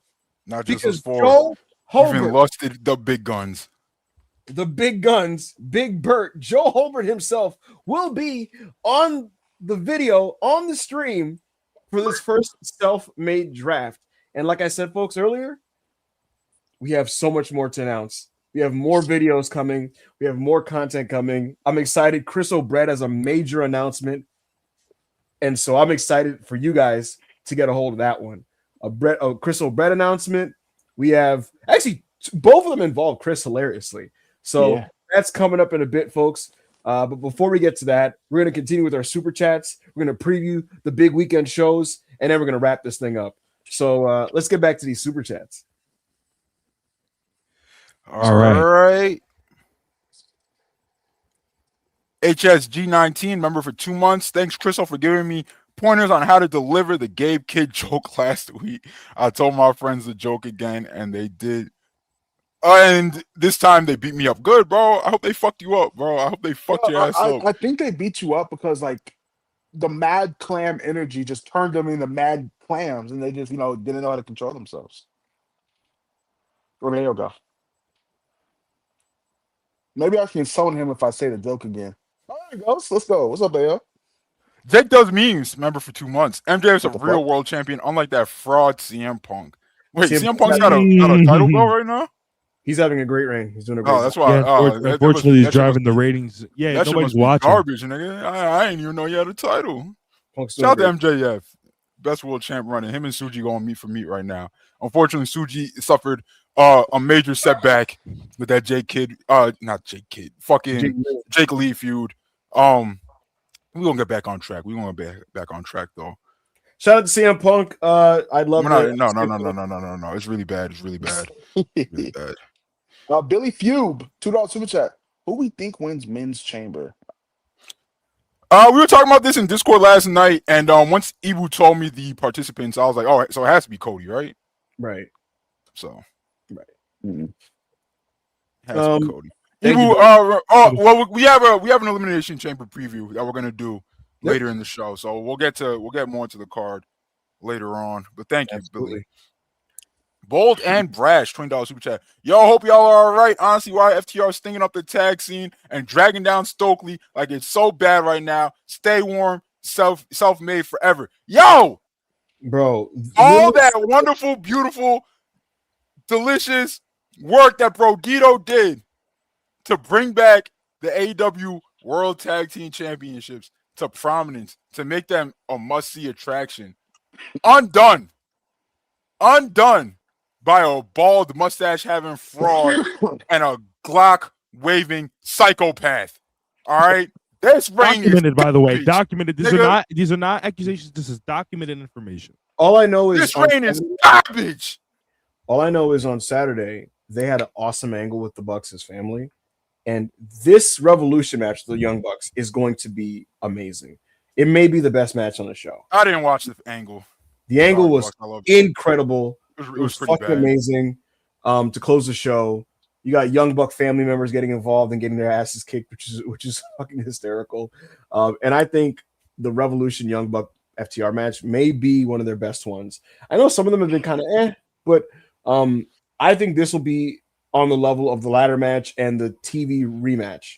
So my goats are so giving. My goats are so giving that not only are they willing to put their bodies on the line for this business and to help out a couple of fucking Joe Schmoes, but they're also their little brother is want to put their body on the line. Their father is want to put their body on the line. They let their mother get berated at. So these fraudulent quote unquote heels can finally draw some heat in their fucking lives. Hey man. Shout out to FTR, Dax. You're always welcome. Shout out to Young Bucks. Dax, you're not welcome, gang. But Bucks, you guys are so unselfish, so great, so giving, so merciful. Well, I can never thank you enough for everything that you do. Don't forget sexy. I love you, goats. Hey, yo, what are you gonna say when FTR have a 5? Like when they have a 5 in that match? Bucks carried? What the fuck? Yeah, right. Bro, you asked that question like you didn't. Bucks carried? I can't stand you niggas, man. That's like asking him, yo, what would you do if the Usos and the Bucks had a 5? He would just be like, that wouldn't happen. Another feather in the cap of the Bucks. The Bucks could carry the Usos to a 4. Well, the Usos are better than that. They can have a 4. They can have a 4. The Bucks carried 2024 Hardys to a 4, bro. They get the Usos from 3 years ago. They could have a 5 with them, but the current Usos, give me an FTR WrestleMania match that's not on the pre-show, and we'll talk. We'll talk about if the Usos are. We'll talk about if they're better than the Usos, but that's neither. Yeah, low key. I don't really rate the Usos, but they're higher than FTR all the time. That's not true. Thank you, Bolden. It is true. I just said it. That's how you know it's true. That's sacrilegious. ADL 21 $5. Shout out to USA Women. Wait, the American Defamation League. I'm crying. Shout out to USA women's and men's hockey. 2 undefeated runs, 3-0 sweep over Canada, and 2 golden goals in OT for maximum belt to ass. USA owns hockey. Yo, I'm not a patriotic person with this American shit, but I am when it comes to sports. Even with the sports I don't give a fuck about. But hockey instantly ruined that shit. Why are they celebrating with Cash Patel in the locker room? Dancing and putting gold medals on that nigga. And drinking champagne with him. Like, what the fuck? What is that about? You're shouting out the women's team and the women's team only. Turning up with Cash Patel is insane. Like, what makes you do that, bro? Like, all right, bro, if you're a MAGA, like, if it was Trump, I'd be like, okay, you're a MAGA bootlicker. Like, you're trying to see your fat, obese, dementia-ridden daddy, Trump. I get it, right? That's what you rednecks is into. Cash Patel, my nigga, Cash Patel? You're turning up for Cash Patel? Why is he even in your locker room? Like, what are we talking about here, bro? What next? Pete Hegseth? Like what, bro? Cash, like MAGA doesn't even like Cash like that, bro. Yeah, like, they don't even like Cash like that. Every time a Nazi owns him and his fucking owns him, they're like, yeah, he's low key cooking. He just makes that sad face he makes. So, is what it is. Thank you, ADL. The only time you overhear me, Ryan Cicchini, 699. WWE must have thought they were gonna keep Inamura with his inclusion in the game. Also, Oka feels a bit surprising. Not good, but NXT needs help. This is in reference to Oka Sasaki going to NXT for excursion. I don't know if you guys are familiar with him, but he's not very good, and he's also like in his mid-30s. So that's why he's going to WWE to get good. He's like 30. Yeah, he needs to learn how to roll with Matt Bloom. And I'm telling you, these NXT fans, they're in for something here because they probably think that every Noah guy is awesome because, again, Inamura did a great job in NXT. Inamura was like the best wrestler in Noah, maybe the second best or third best. So, yeah, they're not getting that with Oka. I don't know what the deal is with Inamura, but he's the champion right now. And to the people in NXT that are going to watch Sasaki, you enjoy that. Evo, didn't you say? Correct me if I'm wrong, but was it like NXT kind of surprised that Inamura was like, yeah, I'm going home? No, well, here's the thing. So Naomichi Marufuji had a meeting with Shawn Michaels where he basically requested to get him back because he basically was like, Inamura is doing so well in America. I'd like to have him back because I want to give him the championship. And they worked a thing out where it was like, hey, look, we let you guys have him for a long time. I like him back. We'll take some NXT guys over. That was where they also worked the deal out for Hank and Tank Ledger to go to NXT to Noah. I'm sorry. And so they went to Noah and they won the tag belts briefly.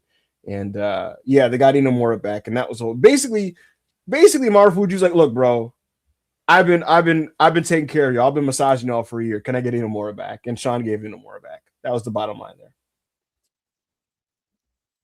All right, so we have a very generous $50 super chat here from Uncle Roku, so we're going to skip down there. Uncle Roku, $50 super chat. All jokes aside, phenomenal interview, fellas. There was a level of comfort and transparency that I don't think I've ever seen from Max in an interview setting. Self-made is top 2, and it ain't 2. We appreciate you, bro. We appreciate you. Y'all, like, you know, we have a good rapport with the Friedman camp, bro. Like, once we talk to his handler, because someone just as important as and successful as Max, like you don't just text the guy, right? That would be absurd, right? So we have to communicate with his camp, but we have a good rapport with this camp, bro. So I feel like there's a level of mutual respect on both sides here. What's up, real people? quick? Because as we know, Max approaches the interviews the way he does, right? Yeah. But here's the thing about it: yes, he's in character. But he does answer the questions. You just have to sometimes read between the lines that he's saying, right? So I'm going to ask you, watching from the outside because you were snowed out, what do you think was his most interesting answer from that standpoint? In terms of giving like his actual... for the first time ever, like I've heard from his from his camp that he's like, yo, like after Adam Cole broke his ankle, like it was low key cooked, right? But he's never admitted that publicly before. And that was the first time he's ever admitted. He was just like, yo, guys, like I was put in a really bad situation with the long-term story I was building Oh when yeah. we kept thinking Adam Cole was gonna get back with his ankle, and it just like it wasn't coming along, and it's just like, and you know, the work on TV wasn't good, and I knew it wasn't good, and I've had to suffer for that for the last, how many years ago was that now? 2-3 years ago, yeah. 3 years ago. And there's a lot of truth to what he's saying, and I've noticed it with myself, right? Like, I've given MJF a shorter leash on things because it's just like on things that was just like I should, you know, I hate let it play out in wrestling so much, but with wrestling you do have to let shit play out because it's a medium where, you know, you can't just have a problem, new story, and then resolution in the same 2-hour block, right? So it's just like I'm just like I'm much like I've like looked at like, did you see what MJF's trying to cook? And you're like low key side eyeing him because it's like, I don't know, bro. We saw what happened with that whole Devil storyline, and he's right. He has had to pay for that shit for the last. I tried to get a straight answer with the Hurt Syndicate. AO. I was like, bro, what happened, bro? What happened? He's like, hey, bro, they didn't like me. And like, they gave me the thumbs down. He was so coy. I was like, you fucking, what happened, man? And he's but he did. I thought where we got the real Max was where he said, he was like, I'm just done with stables, gang. I'm just no more. I'm not gonna do stables no more, which I think is interesting. I thought that was fascinating. See, I'm a stable merchant, right? Like I love stables. Yeah. I love that shit, but I don't think that's really something that he needs. Like he's tried it 3 times now, right? The Firm, what was the first? The Pinnacle, and the Hurt Syndicate, right? Mm-hmm. I thought the Hurt Syndicate was a good concept, but it never really got interesting because they never really got to the point where they could make it. They were still establishing their acts when they low-key like was just like, okay, now it's over, right? So they never really got to do anything there. Yeah. I never gave a fuck about the Pinnacle, bro. Like, come on, bro. FTR and fucking the chairman. I was hyped. Sean Spears gang. Yeah, I'm sure you were. You're a fucking pervert. And the Firm, I love Stokely, right? I love Stokely. And then it's like you're talking to me about fucking Ethan Page. I don't care what he's doing on NXT, bro. It's fucking all ego Ethan Page. I don't give a fuck what he's doing on NXT. Who else is in that bitch? The fucking Guns? Come on, gang. Like I don't know, bro. I feel like I'm just not like horny to see this nigga MJF in a stable. Like him doing his own thing is good enough for me, right? Maybe give him another fucking heater one day that AEW thinks they could do something with down the line. And we could run back this Wardlow type story with somebody who's actually fucking good this time. But yeah, I don't know.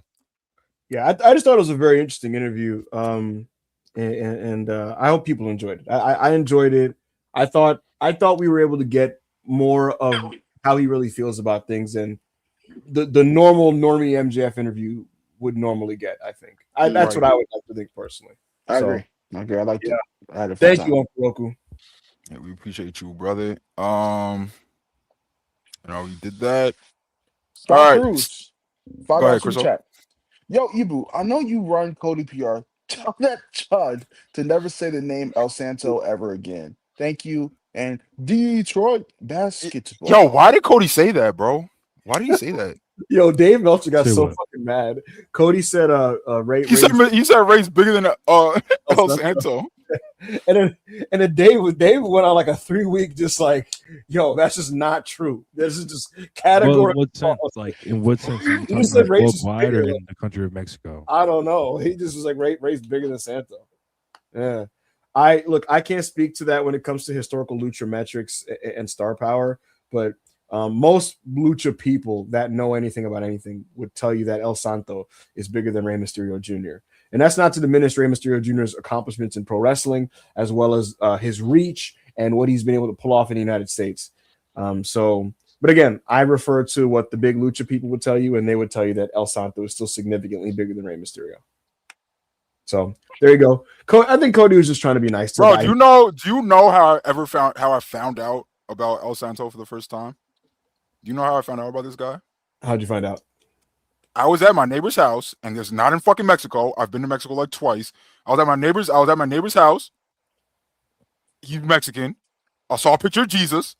I looked slightly left to it, and it was a picture of a masked luchador by the name of El Santo. And I was like, why is this guy on your wall? Is he your uncle or something? He was just like, no. He was like, no, it's El Santo, bro. It's just the fucking goat. I was like, oh, okay. He's like, yeah, my grandma doesn't play about him. I was like, oh, okay. It's no different. And then I went home and I Googled him. It's no different than like having like a Michael Jordan poster or something, like a Muhammad Ali poster on your wall or something. Yo, he had Big Santo next to Jesus. Next That to is Jesus. crazy. Literally, there was a picture of Jesus with like the glowing halo. I looked slightly to the left. There's a picture of a fucking luchador. And I was like, yo, come on, gang. So until you can find me a picture of Rey Mysterio next to a picture of Jesus in Brooklyn, New York, I'll say until I'll meet him. We have 2 comments from Latinos in our chat saying, "Is Jesus, then Santo, then Goku?" I'm crying. Jesus, Santo, Goku, nigga. So there you go. There you go. Shout out to El Santo. I think Cody was just trying to say something nice to Ray since Ray was in front of him. You know, Oh, like why he's such a hyperbolic dickhead, bro. Yeah. Kuz, you find out What a- serve murdered a Canadian during Black History Month, the realest one in the business. Hope y'all staying safe in this blizzard. I'm trying to, bro. I am trying to. Hey man, Man. Kenny Omega's never done anything but offer young African Americans a platform to shine on the national stage. True. I almost said a joke. Any updates on David Finley? on Dave Finley? Plus any significant departures from the AEW Women's Division coming up with all these new signings. Okay, Evil and Takahashi are both expected to. Well, all right. Evil is expected to be in WWE. Hiromu is believed to be heading there. There's a difference. People in wrestling believe he's going there. David Finley, again, last I heard, he wants to be in WWE. He would love to be a main roster wrestler. He had contact with WWE to discuss a deal. And I'd imagine if that thing didn't come together right away, then it probably was an offer that he didn't love. The rumblings within wrestling weeks ago was that it was a more of an NXT developmental level contract offer. So who knows what has changed then? Who knows? Maybe David Finley shows up tonight. I don't anticipate it, but who knows? All I know is that David Finley wants to go there. And if you ask me, if they threw the main roster 350 at him, he would have just took it and he would have just that would have been it. He would have canceled his New Beginning in USA booking and just went.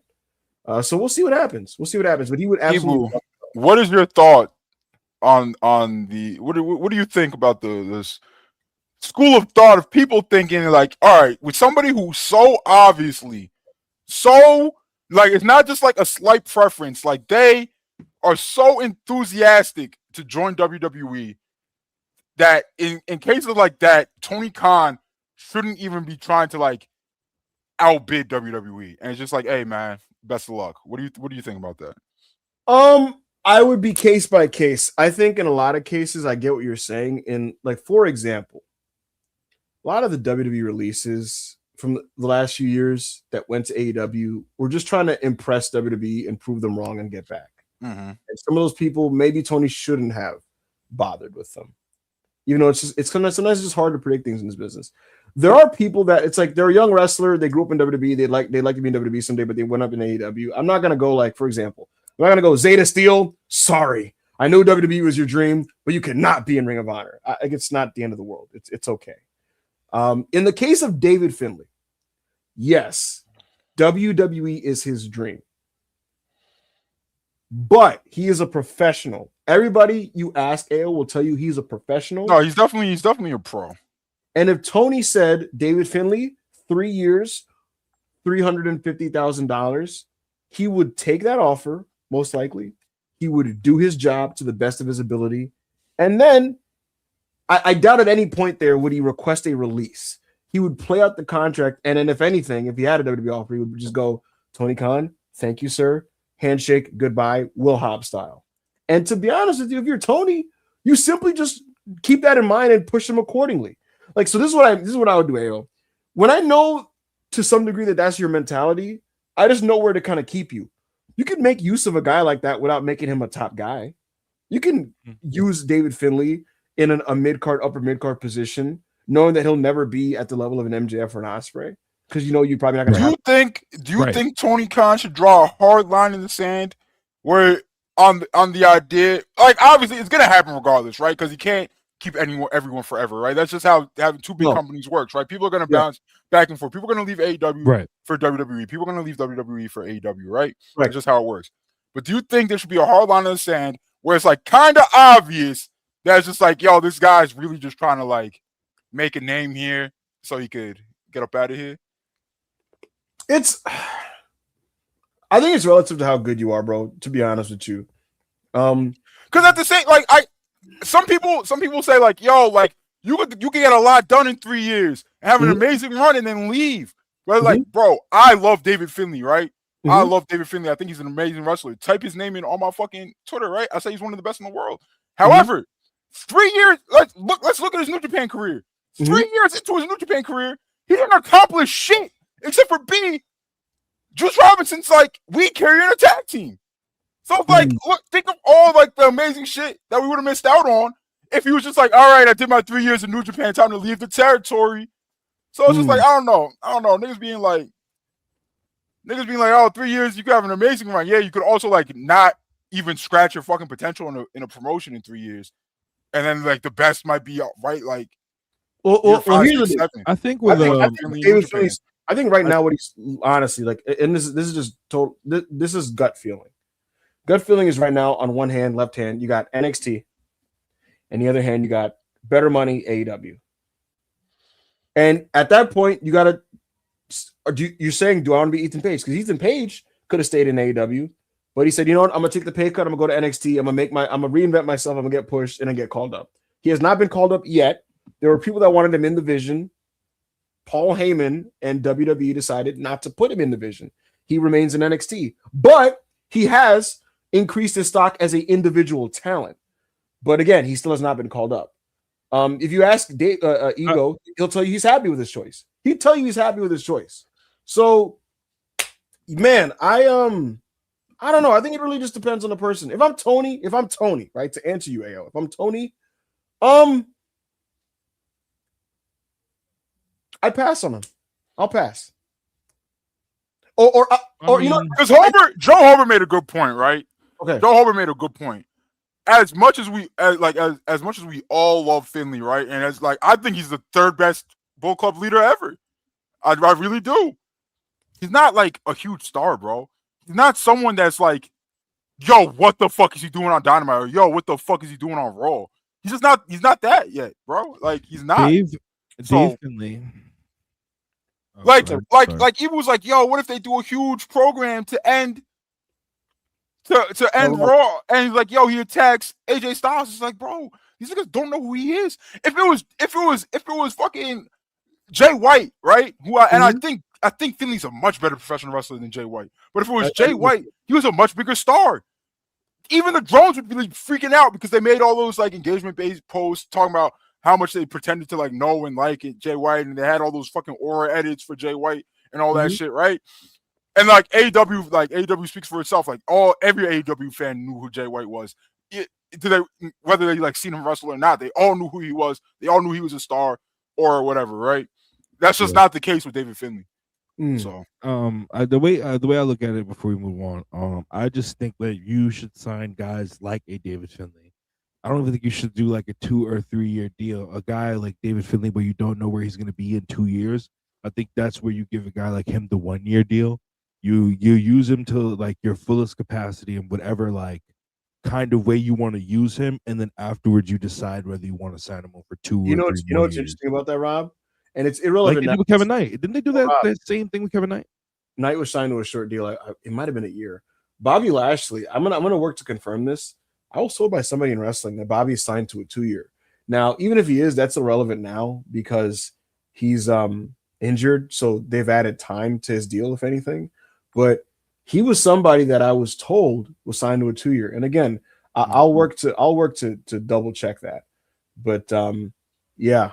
Bro, but and that's the thing. Like, not everybody needs a 3 or 4 year deal because by year 3, you don't know what the fuck you want to do with them. I mean, you can't. Bobby Lashley's a different story. Like David Finley's 32. Bobby Lashley is 50, and he left WWE of his own volition. It's not like he got fired and it's like, I would love to go back. Let me go be a top guy and prove Hunter wrong. So it's like it's completely different circumstances. You know what I mean? Yeah, for sure. He was looking to leave. But Thank yeah, you. let's Good stuff. let's move on. Mhm. Oh yeah, I don't know if y'all saw what I said in the private chat, but just some context. A reliable source. Hold on. To challenge the Sun, 2003, $5 super chat. Hey man, I'll take Rhea versus Jade main eventing night one over McIntyre versus ... anyone. Ibu. Mhm. I don't know, bro. I'm seeing WWE fans saying it's looking more and more likely that maybe Drew does walk into Mania with that belt. What do you stand on all of this now? I think it's going to be Drew versus Cody and potentially Jacob, or Drew versus Cody. There's a very decent chance that Jacob faces Randy Orton because Randy Orton is revealed as the person that attacked. Sorry, what's his face? Jacob. Wait, when did months ago. Wait, that like 5 month shit that like they completely dropped is back. Well, I asked Creative, why is Randy working with Alistair? Is that a Mania thing? I asked that last week. They said no. We're basically, they said that we're using Alistair the way we used to use Cross, in that we're using him to indicate a looming or to foreshadow something with another person's character, basically. And so they're throwing Alistair at Randy to basically foreshadow something with Randy. That's what I was told. And so then I put 2 and 2 together and said, okay, then that may mean that Randy is the person that attacked Jacob Fatu, and then you can then get that match. I was told a month ago that the WWE title match at Mania is a singles match. If so, then that would mean it's Cody Drew. But again, they kept to this point, WWE has played around with the idea of adding Jacob to the match. If you ask me, he has to be in the match without question. Without question. Bro, So it's like, yo, who wants to watch bro, how many fucking matches of Drew McIntyre and Cody had in the past year alone, bro? And it's like 2 years ago when we got that match before he finished the story, it was like that was a match people wanted to see because we hadn't really seen that match. Now they just and now after they've spammed it, it's like, bro, I don't want to see like them have a singles match. And Jacob Fatu is over enough right now as to where you can put him in that situation. And all it would do is it would be doing exactly what you did last year, which was be cooling him off to keep him out of that. Yeah, so we'll see what they end up doing. I'll tell you this, yo, I can't lie. As risky as this sounds, I think I'd rather take my chances with Jade Cargill and Rhea Ripley in the main event over Cody and Drew. They wouldn't do that. I think I would take my chances. Bro, are you saying that as something that like, a promoter should do to make the best show possible, or are you being a liberal? In between. I think it's more interesting to just see what they would come up with in 13 minutes in the main event than to just watch Cody and Drew have their 3.5-star match. I'm not gonna, none of those seem like particularly that interesting. I don't know. Niggas are saying 7-minute main event, 4-minute main event. Yo, that's crazy. That's crazy.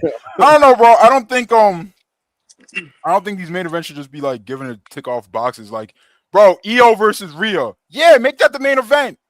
EO versus Bianca. Yeah, make that the main event. EO versus Rhea versus Bianca. Yeah, make that the main event, bro. Like, in what sense? Like, I've never like, what has Jade ever done that's like, yo, this is a WrestleMania main event?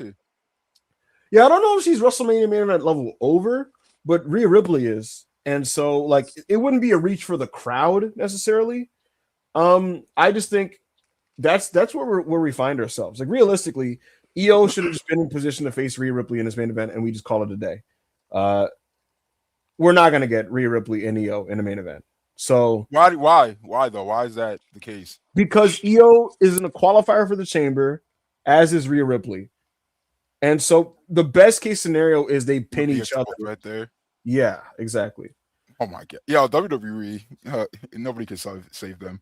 No, it's just like you create your own problems. And I'm not even like a Rhea guy. Like anybody who's been listening to me like knows. Like I'm not a Rhea Ripley guy, but she's undeniably a huge star. What is wrong? Huge star. So it's just like I don't know.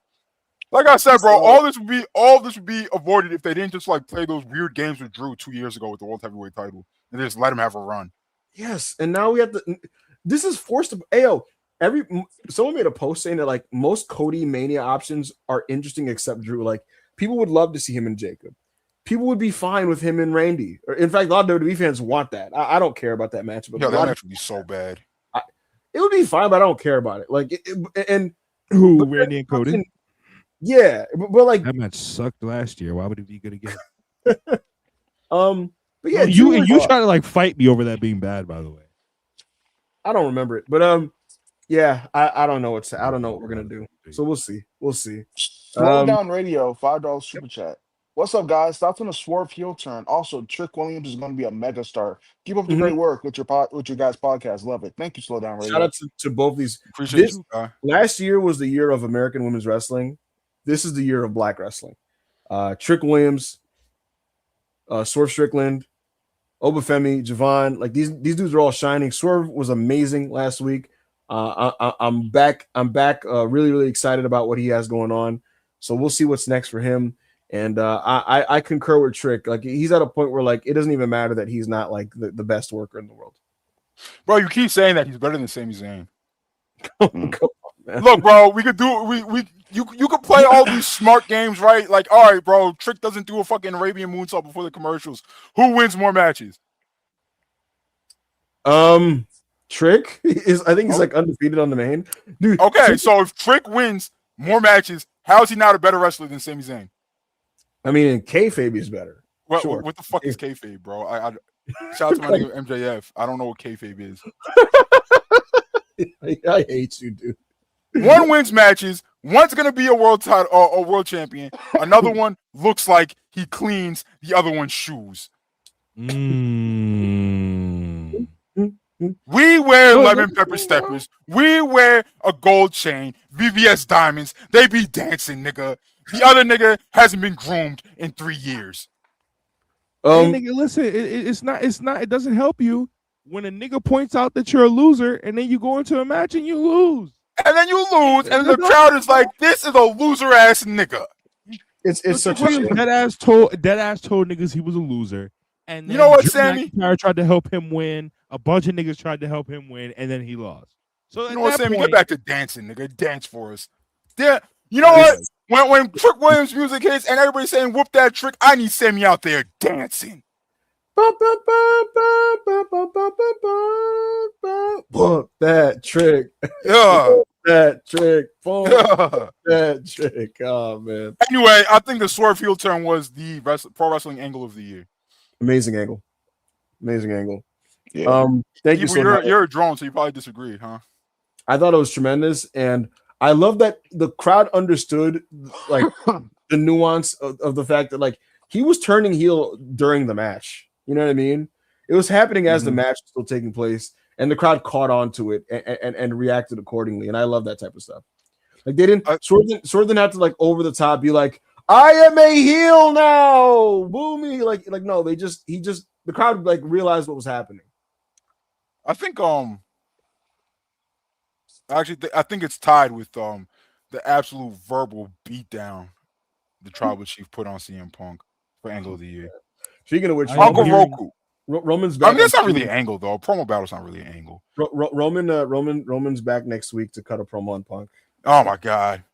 The Federation. I'm hearing that Dragon Lee beat up Gunther. Ew.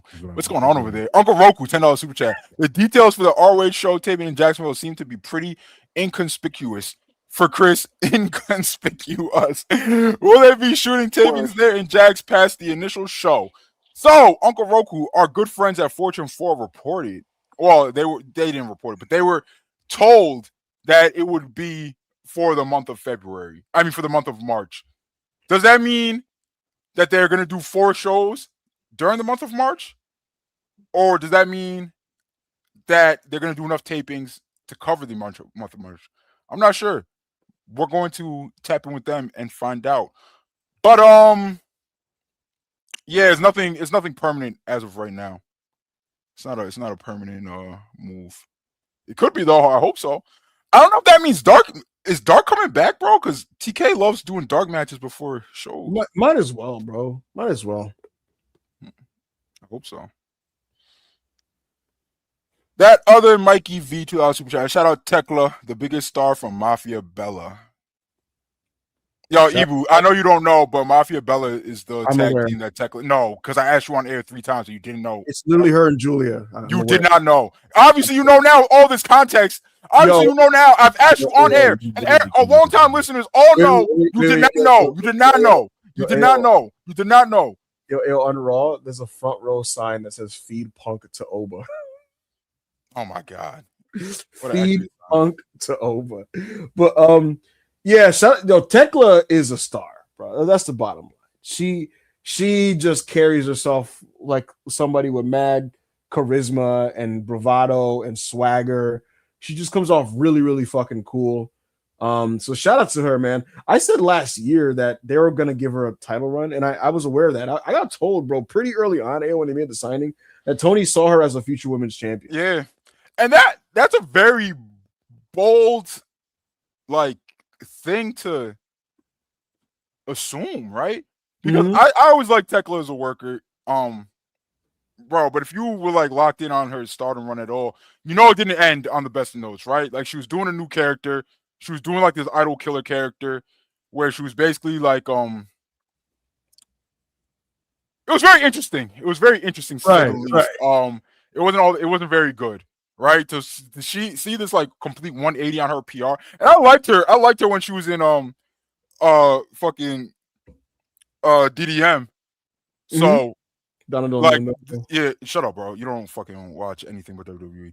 But yeah, to see her get her fucking back on track and shit. And I'm just happy there's another like big, huge like character in the women's division, because I think something that's lacked in like the women's division for a long time is characters. So now we have Tekla, we have Tony, we have Willow. You know, like people that like know who they are, and we know who they are, and like, in situations, and we want them to interact. Like, how crazy would a feud with Tekla and Willow be, right? Because like these are over characters. These are like established acts, and not just like people that like the world is just like happening around them and shit. Because we don't really know like what the fuck they got going on. Yeah, definitely. Folks, after the next few super chats, Chris has another major announcement, and I know you guys have been missing what Chris used to do on his own on this channel. So he has a pretty major one coming up soon, and I'm looking forward. Major announcement. So I'm looking forward to hearing what that's going to be. I'm not aware of what this is about to be. He has not told me. I think AO even might be kayfabed on it. So I'm excited to hear what Chris got for us coming up soon after these next few super chats. Thank you, Other Mikey. Yo, Miles, please lock in on the chat, bro. Congrats to my boy AO, the king of self-made sandbox. # self-made shit. Ladies and gentlemen, if you weren't with us here on Friday, you're unaware that we once again returned to WWE 2K. And King Von and bullshit Diesel bullshit helped me put belt to ass on Chriso, on Rob, and our good dear Dominican friend Ken. I fucked these niggas up. It was bad. The GDK driver really did something to Rob's ass. The jackknife powerbomb really did something to Chriso's ass. These niggas is still having night sweats. These niggas is still living in terror. 1, 2, 3. I'm now number 1 in the self-made sandbox rankings with 2 wins to Chriso's 1, to Rob's 1, and to Ken's 1. But Ken, you know what happened, Chad? No, you know what happened, Chad? They couldn't handle the bionic elbow, and so they just had to get Dusty Rhodes out of there because they nigga said Diesel and who? King Von, nigga. King Von. King Von stepped in the squared circle and was touching these niggas. Diesel one was the nastiest. That was just disgusting. But don't worry. All right, Chriso, are you alive? Yeah. Can you come podcast, please, sir? I've been podcasting. Do your announcement, please. Everyone knows that Loaf and Lecture is dead. Chris, you should go be on camera for this. This is a big one. Everyone knows that Loaf and Lecture is dead right now. Me and Rob were gonna bring it back, but we ended up not. But we still wanted to make content together because that's my dog, and I enjoy making content with him, and I love making content on the Self-Made channel with him. So Loaf and Lecture is dead, but starting next week, hopefully, Lecture and Loaf is the new show. A Yes. show, you know, that it's a new era for me and Rob. It's a new era for Self-Made. We were doing some content that I feel like our, community in general would love. Rob, tell them what we're doing on Lecture and Loaf and the basis of that, what everything will Well, be. yes. I have been checking, the algorithms on certain apps, and I have been seeing the movement on certain apps, and on certain apps, the a certain era of World Wrestling Entertainment seems to have been going viral lately, and people have been looking back on it with nostalgia. No, it's not the bum ass attitude era, and no, it's not. It's Whoa, not the not too much. misogynistic. It's not the misogynistic, ruthless aggression era. No, it's the PG era where everything was, for the family. And so what me and Chriso will be doing, and we will be including the Discord on this. So you have to join the Self-Made Discord. You have to join the Self-Made Patreon and get into the Discord to be able to watch this. We will be streaming, we will be watching or syncing up and listening to WWE PG era episodes of Raw and SmackDown, and we'll be watching them in the Self-Made Discord, and we will be reviewing them right here on the Self-Made YouTube channel on Lecture and Loaf. So, guys, if you want to, What show are we starting with, Rob? That we're gonna start with our first watch along that we will review on the channel. What show is that gonna be? shit. It's gonna be SummerSlam. The SummerSlam where SummerSlam Daniel 2013. Bryan SummerSlam 2013. I don't know why I've been won. trying to rack my brain all day, but yes, it was SummerSlam 2013. SummerSlam 2013, where Daniel Bryan won the world championship and kicked off the Authority feud. Is going to be the first show we watch and review. That was actually I actually didn't watch that preview, but the Raw after that is the first WWE show I ever watched live. So it's kind of just going to be a recap or a stroll through my childhood or growing up, becoming a wrestling fan, and I'm looking excited because I haven't gone back to that era since I was like in middle school. But I remember that era mad fondly. The Shield tags are going to be great. I'll tell you that. Yeah, the Shield was a thing. CM Punk was my favorite wrestler at the time. I know he had a lot going on. Danielson against the Authority. I we can tell actually it's get to going to watch, get old guys. pretty fast for us, but You will actually get to witness Bryan Danielson being good. So like I don't like this is a good idea. This is a good turnout. This is a good. So what tier do I have to be in to watch this? The lowest tier there is the $5 tier. You can be in there. We're gonna do a stage. We're gonna have someone stream for us. Maybe Rob will stream in the Discord. $5 tier. Get us on there. This will also be free on the YouTube tier. As Loaf and Lecture was. Yes, Lecture and Loaf is free. To pay homage to Loaf and Lecture, who died a blazing death. But yes. Okay, question. Why couldn't this just be the direction of Loaf and Lecture season 2? Why did it need a new name? The thing is, what you don't understand is we're entering a new era. drawing money, kid. It's a new era. We have to say it's a new era. And we're in the business of drawing. What we do is we draw money. Right. We bring people to the house. Right. Talk about it. But yeah, with this new era. SummerSlam 2013 will be our first show in the Discord. We're pinging everybody and let people know probably a couple of days in advance before we watch it, so people can take off their jobs or cancel vacations that they were going to do to watch this with us. And we're going to review it. Probably we got to find a good day. I would say Tuesdays would probably be the best day for us. Yes. But yeah, I'm mad looking forward to it. This is kind of Rob's thing too, because Rob's a big PGR guy. But I literally early, like towards the end of last year, was just binging 2013 SmackDown episodes because it took Raw off of Peacock and Netflix. Well, no, it's not off Netflix. It's just 2013 is not on Netflix yet. But I do have, so yeah, it's gonna be a good time. Hopefully, everyone enjoys it. Hopefully, we have a longer shelf life than Loaf and Lecture. But that means you have to tune in. You have to like. You have to watch. No. You have to watch. Listen, yeah, guys. In order for these things to run, you have to watch. And so, like, I'll tell you what. And the fun doesn't stop there because we have another announcement for a couple tier show on this week's TV. sir, on this week's channel offering. So I'm excited for that. And with that said, let's continue with these super chats.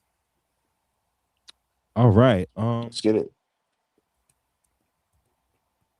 Uzor Hart, $5. Go ahead. Go ahead, Chris.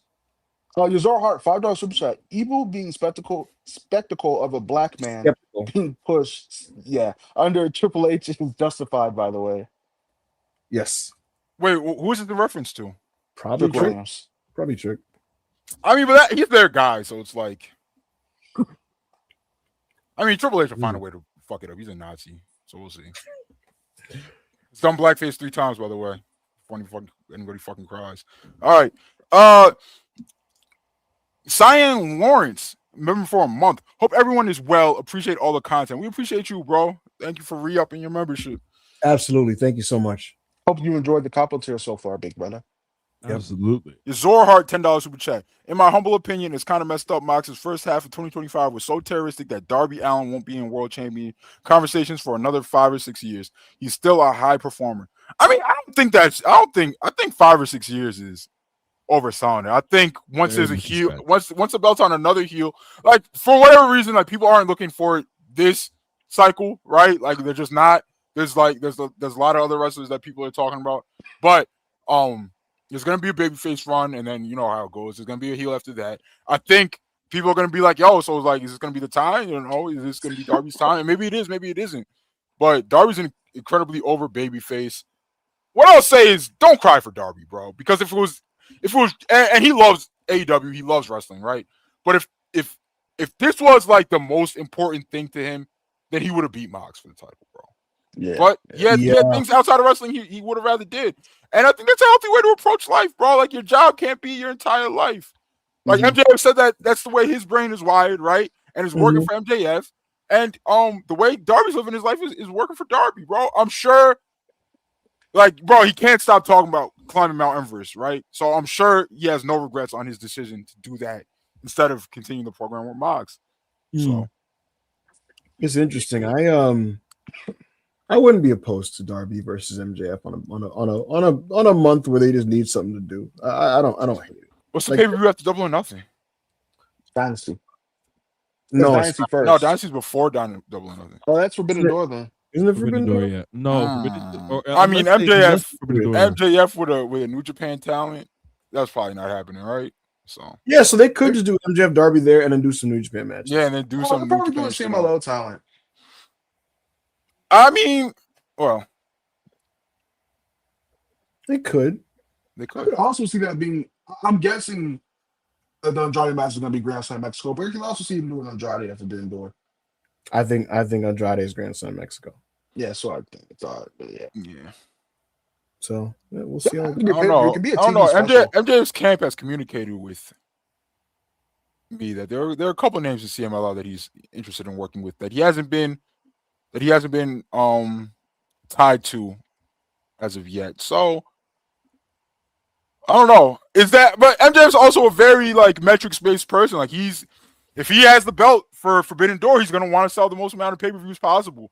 And I don't think he believes that, you know, working XYZ from CMLL would sell the most amount of pay-per-views possible.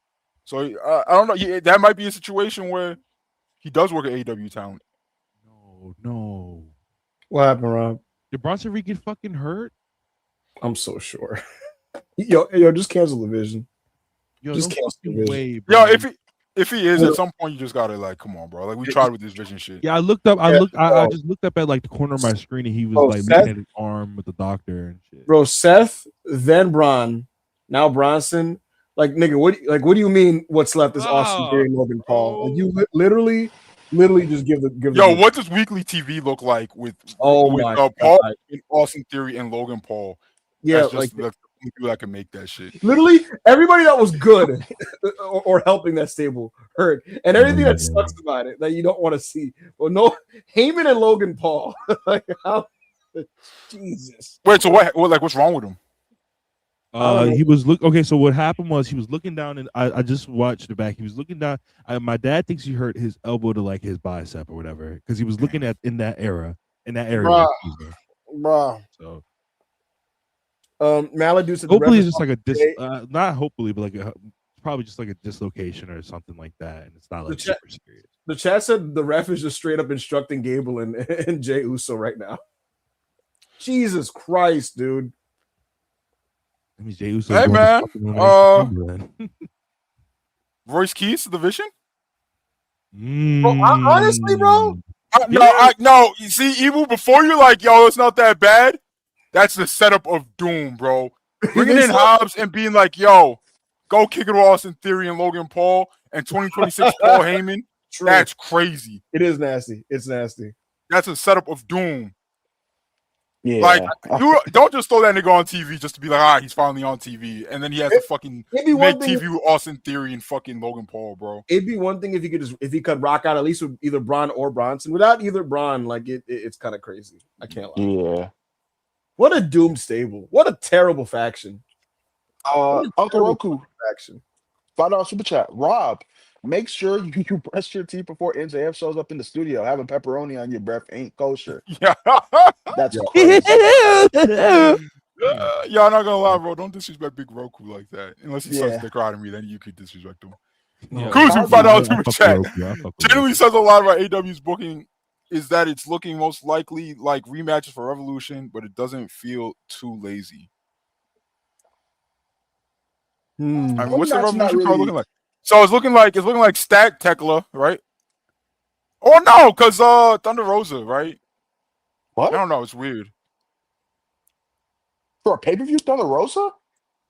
That's what they're building towards, right? But I would just burn that on TV on her way back to Statlander. Yeah, bro. I'd rather that be Statlander or a fucking. All due respect to Thunder Rosa, but come on. Yeah.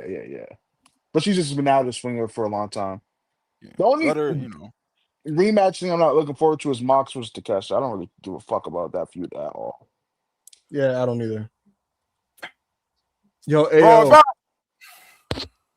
no, actually, yeah, I don't care. Bro, if Takeshita doesn't go over here, which I'm not expecting him to, but I don't know anything. I'm just not expecting him to.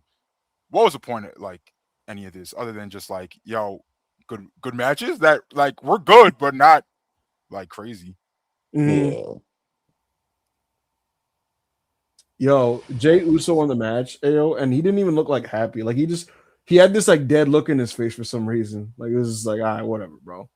That might have been an audible. Yeah, he's literally like half-ass eating right now. Bro. What is it for? The chamber? Yeah. Big yeet in the chamber. Oh my god, bro. Yeah, you know what's funny, bro? I saw that Andrade Yeet tweet because like someone screenshot it and posted it and was like laughing at it. I didn't even know you quoted me saying that shit until like 2 days later. So I was like, oh, he said this to me?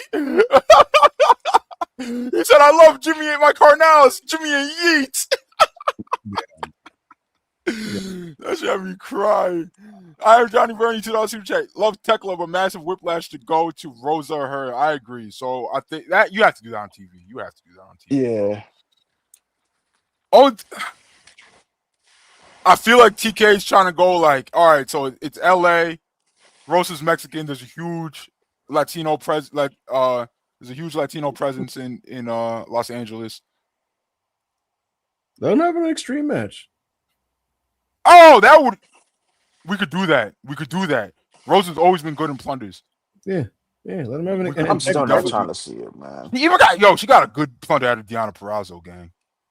Yeah, that was like 2 injuries ago, though. And it was 2 injuries ago. She's just been injured a lot, bro. And I just don't trust. It was 2 injuries ago. Like Tekla is a good wrestler. Like she's a solid pro. Like, and I like her a lot, especially her character.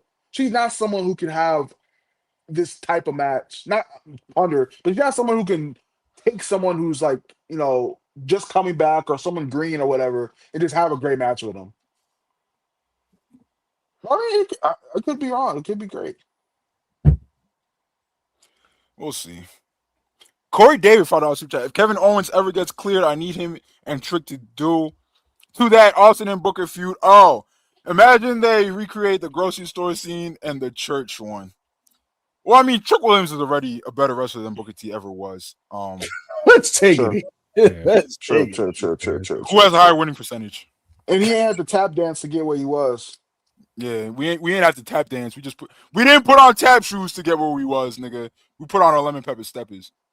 Come on, Hogan, man. You know you can't call me that, Hogan, man. Come on. Come on, Hogan, man. You can't call me that with a hard R, Hogan, man.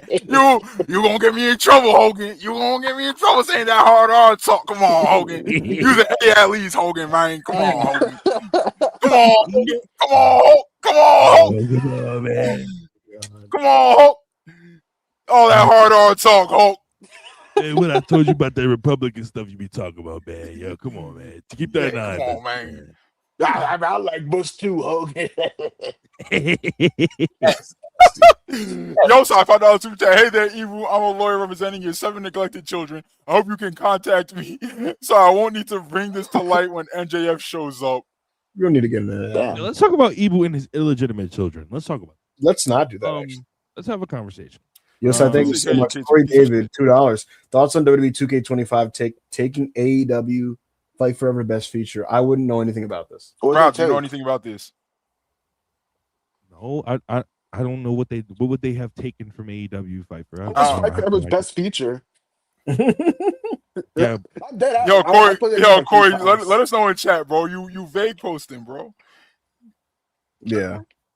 Uncle Roku, $10 super chat. If it was up to y'all, who would make the new Mogul Embassy? I know Kevin Knight has been a common shout, but is there any new faces you'd like to see in that spot? I would like to see Private Party in there. I'd like to see the Jet. Private Party would be cool, but I'd also like Ciampa in there just because, give Ciampa something to do. He was in the one of the later stages of the Embassy in ROH. That would be cool. Yeah.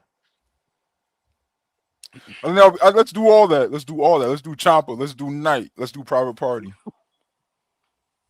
Ciampa, Knight, Private Party. I wouldn't hate it. I don't hate it. Ibu, all right, so what would you love? Oh, that fucking loser. No, I wasn't burying it. I wasn't. No, what would you love? What would you love? I bet if we call it the Vision, he'd love it. That's what he'd fucking love. I mean, to be completely honest with you, in a perfect world, Hobbs would still be in AEW and he'd be in this group. Yeah, I remember it was expected to me that after he low-key like kind of got fucked with like his last 2 stables, Hobbs was like, yo, I'm never doing a stable again. But then he ended up doing the fucking ops. But then, I guess at that point he was just like, yo, like he respects Samoa Joe so much, and he was like, yo, I'm out of here anyway, so it doesn't really matter what I do. What was it? Wait, what was the stable after Team Taz? The ops is so. He was in the Don Callis family. Yeah, he was in Oh, QTV. And then he was in QTV too. Yeah, he was in the fucking Don Callis family for like 2 months, and then he got hurt. Yeah, and then he got hurt. He was doing. Yo, him and Kyle Fletcher had an awesome tag team in the Don Callis family, bro. People don't remember those niggas was going crazy. Nigga open, baby. Yeah, yo, someone was calling them nigga open. Because it's like Ozzy, there's a nigga now, so there's nigga open. Someone was calling them that. I don't know who. But that, come on, man. It was going crazy. Yeah. All right. Nigga said that Booker Hobbs gimmick had legs, man. Yo, Miles, get him out of here. Word. Get him out of here. GMBSS. Chat. Floyd and Manny blew through all that money, huh? Yeah, we've been knew Manny was broke. Manny's been broke for like 5 years at this point. Floyd, there's been like signs that like the IRS had his ass for the last couple of years, but now it's more obvious than ever. Like he is struggling. He's in Israel every other week, getting fucking checks. He's fucking in Dubai every other week, getting checks. He's in UAE every other week, getting checked, bro. Like he.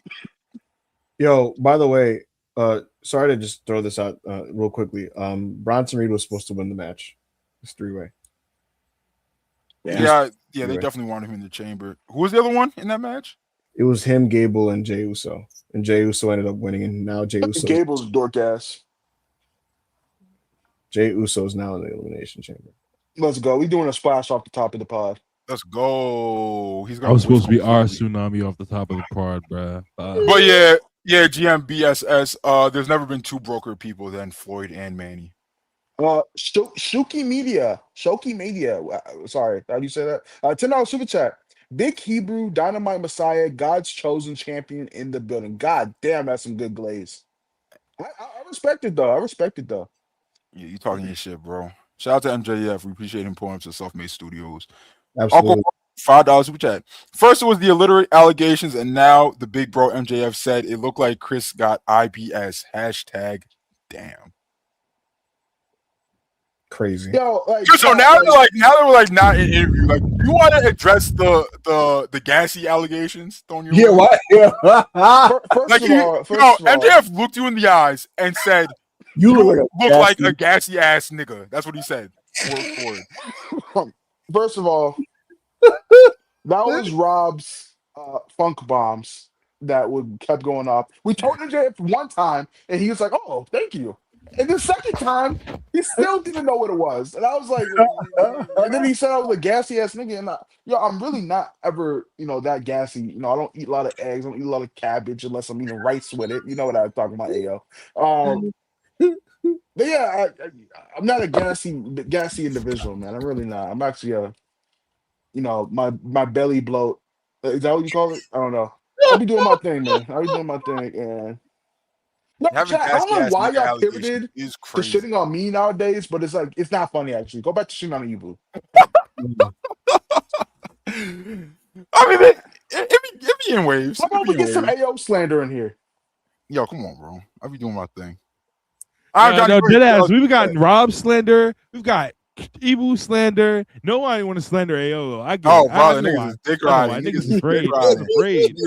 I do get slandered, bro. Nobody sports teams get slandered more than mine. Not even Ibu, bro. How do I get more sports teams slandered than fucking Ibu? Like, Let's Well, go, listen, nigga. all you got to do is say the New York Giants and niggas laugh. So that's not. We don't even got to. Anyways, That's, that's just dick riding. yo, real nigga.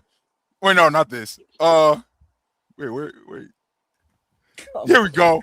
Yeah, real nigga. We are never turning on A Omega. This is a stand-up guy. AO is ethical. Are we dead ass? Yes. What the fuck is this? Yo, Miles, get him out of here. Get him out of here.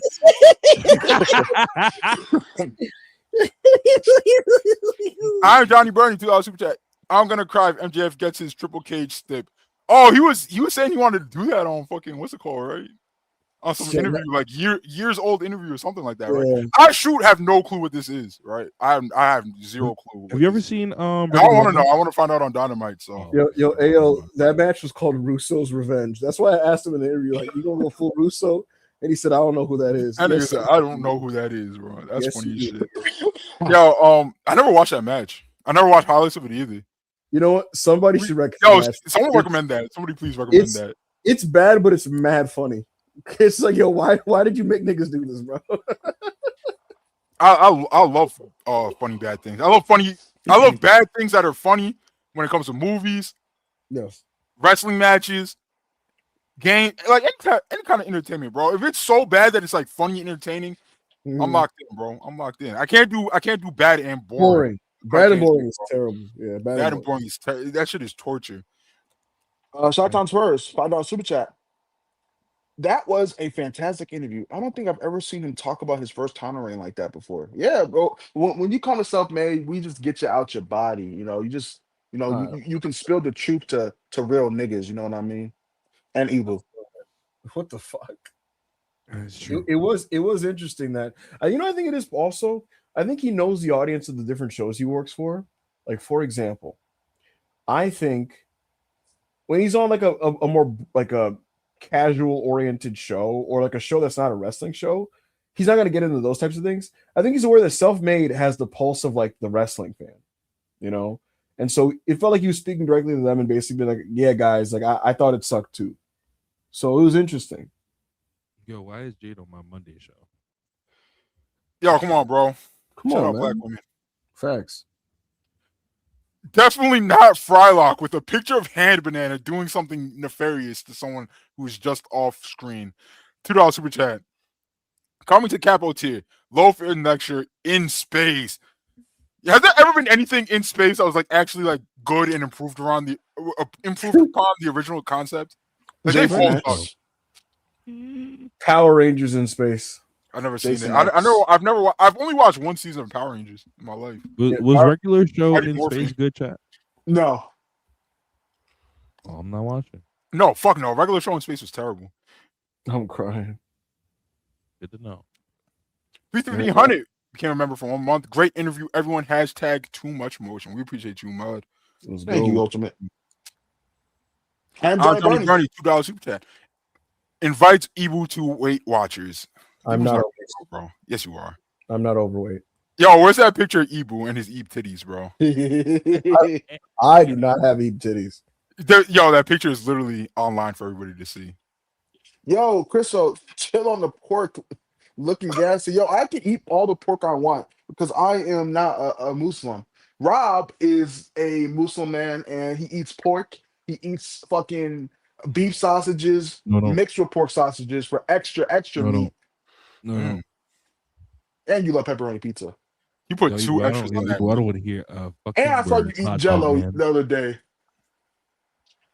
Yo, Crystal, you said you were doing Ramadan, and then you came on here with you came on here with a cup of yogurt before it was fast breaking time, and then you posted a fat ass glick in our group chat. Yo, and the funny part is that nigga tried to gaslight us that the sun already set in Houston. And I was like, wait a minute, you an hour behind me, and it's still, I looked at the window, I was like, nigga, the sun is up. And I was like, yo, wait a minute, Chriso, you don't even have the light on in your crib. That's natural lighting illuminating your room. No, it was an eclipse.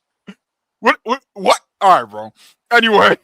Yo. The homie 6 stars a member for 1 month. Tam Nakano return 2026. National Party Red Belt 2026. Kenny Omega World Champion 2026. Andrade Sexiest Man Alive 2026. Hashtag trust. These are all good agendas.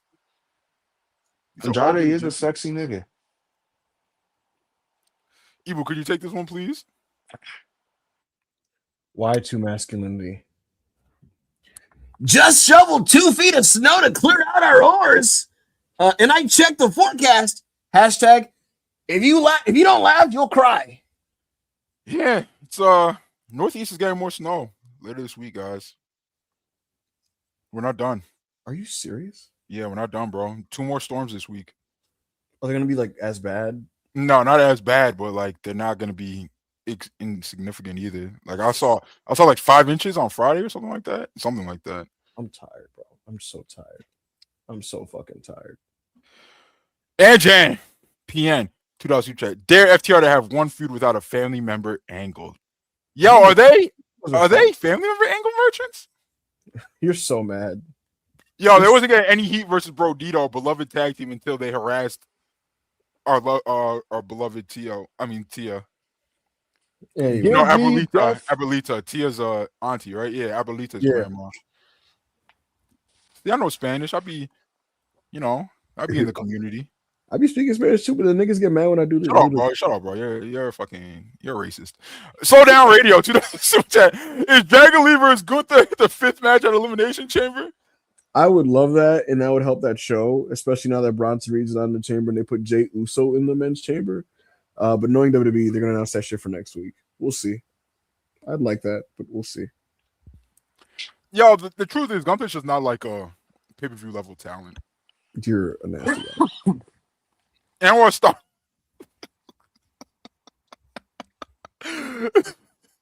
That's a crazy agenda to get off. And we'll start with member for 2 months. Jay Uso. Jay Uso's on the card. I'm like, yeah, I don't know if Walter's got what it takes, guys. Who do you want to invest? Walter versus Dragon Lee. Like, well, go ahead. What were you saying? KOB and Bucks battling for the tag team of the year. What a time to be alive. I think Fujita should go back to back. Yeah. Hopefully Fujita wins and he faces Master Wato at Wrestle Kingdom. Not Wrestle Kingdom. Dominion. What is it? Dominion, yeah. Nah, bro. He's gonna win, and then he's gonna face him on the Dominion Junior show the day before, bro. Yo, if Master Wato doesn't beat Dogi, bro, I'm Offset. They finally got Offset on WWE TV with an actual black person. They got him next to Javon. You niggas are really live tweeting Raw. No, I'm just all right. Live potting Raw, bro. Watch Nick's 2000. Big Maga wrestling Gunther at Mania. Who's Big Maga? Who's Big Maga? Cody. I think it's Cody. Big Maga. Why would Cody be working Gunther? Wait, who's Big Maga has to be someone else, right? Yo, Hutchnix, who's Big Maga? Who's Big I Maga? like how they said Big Maga and you assumed it was Cody, by the way. Taker? Nigga said, yo, also Kiko said, oh, Brock? Is Brock Maga? I mean, obviously Brock Lesnar's Maga, right? But he never said anything about it, right? Yeah. He never said anything. Yo, that's comedy. That nigga can't even vote no more, bro. He's lived in Canada for like the last fucking 10 years. Yeah. Big Sim, $10 super chat. Stokely Hathaway deserves a gold medal for carrying the tag champs. Great interview. Y'all elevating the game. Self-made shit, self-made forever. Ramadan Kareem and happy Black History Month. Shout out the homie Big Zim. Shout out Mike, bro. Long time friend, long time supporter. Lots of good points here. Yeah. Stoke is carrying the tag champs. We did have a great interview. We are elevating the game. It is self-made shit. It is self-made forever. Ramadan Kareem, facts, and happy Black History Month. Yo, we appreciate you, bro. Kuzu, $5 super chat. Yo, how do y'all even save Sammy at this point? You don't. Crowd booed the shit out of him when he apologized to Cody, so I don't even know what you do besides turn him. I wouldn't turn him. Genuinely, what I would do is You got to be tricked. tell him to go home. Oh shit. No, literally, I'm not even joking. I would tell him to go home. Bro, the fans are so tired of watching you lose, gang. And they're telling you they're tired of watching you lose. And we're not gonna you're not gonna win. So go home. Go home, be with your family. That might have to switch shows, bro. However, You might have to switch shows. However, he's not gonna want to go home because it's Mania season. And nobody wants to go home during Mania season. Yeah. So lose. Yeah. You might have to literally run away from Trick Williams and go to the other side. Like you might have to. So I mean, back in the day, bro, people just used to leave the territory when the X got stale, bro. But they don't do that no more. Yeah, no, for sure. Down for Sun. 2003, $4.99. Great sit down. But when MJF was talking about top guys, why did he name lower mid carders Yeet Man and LA Finished? I'm crying. I think he's trying to illustrate the age difference between him and those guys. I mean, D-Man just won the world Yo, respect title at WrestleMania. Yo, Yeah, I mean, like the last Mania, it hasn't even been a year yet since E-Man won a world title at Mania. Yeah. LA Knight was an interesting choice, but I don't know. Evil, do you think LA Knight ever holds that world heavyweight championship? No. I think he holds it for like a week. All right, more likely to be world heavyweight champion in the next 24 months. Okay, go ahead. World champion, either belt. Sami Zayn or LA Knight. Yikes. Oh my god. Sammy.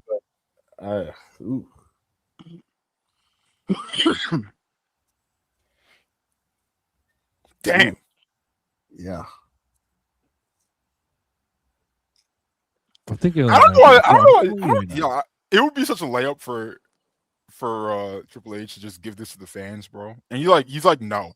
He's just like, no, bro. He doesn't have to hold it for a minute. He could just hold it for like a week or something, dog.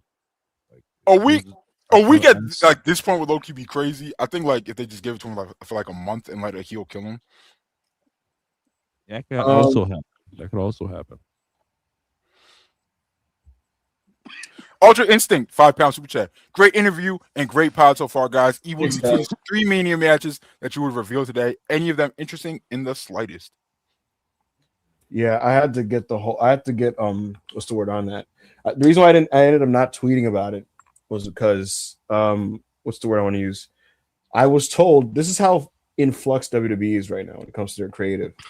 I was told Friday 3 Mania matches, and then I was told Sunday. Actually, hold on that 2 of them might be changing. Like that's the situation that promotion is in right now when it comes to WrestleMania. It seems like anybody trying to put their name on anything Mania related is like playing with fool's gold right now because creative has no clue what they're doing.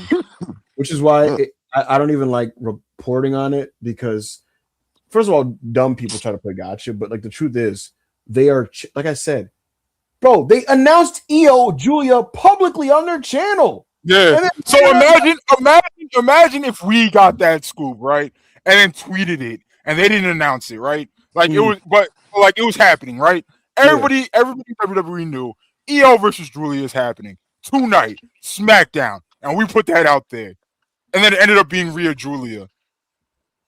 Like, then it's just like, oh, you don't know what you're talking about, bro. They changed it 2 hours before the show. 2 hours before the fucking show for quote unquote creative reasons. They don't know what the fuck is going on. Yeah. Razor became a member for a month, or he's been a member for a month. Is Charlotte versus Jade not being considered? I think that's the best option with Bianca out. Rhea Jade would feel forced. It's not the Mania match. Charlotte's wanted to work Jade for a long time. She's wanted to work her at Mania for a long time. She wanted to work Jade in 2024's Mania 40. But if you remember, she got hurt like months before that show, and they ended up doing that thing where they teamed Jade with Bianca and Naomi against the Damage Control. But Charlotte wanted to work Jade at that show. So they've been wanting to have this match for a while, and we'll see when we end up getting it. We're not getting it at Mania. Yep. Now on the show, the Good Brothers just appeared on Raw, and like I said earlier, WWE had contacted people outside of the promotion to appear on this episode, and the Good Brothers are dapping up Tama Tonga and Tongaloa backstage, which is hilarious. No Too Sweet? From what I saw, they just cuffed up and was like, "Yo, what's good, mud?" Did they get a pop? The Good Brothers get a pop? I have the sound off, so I have no clue.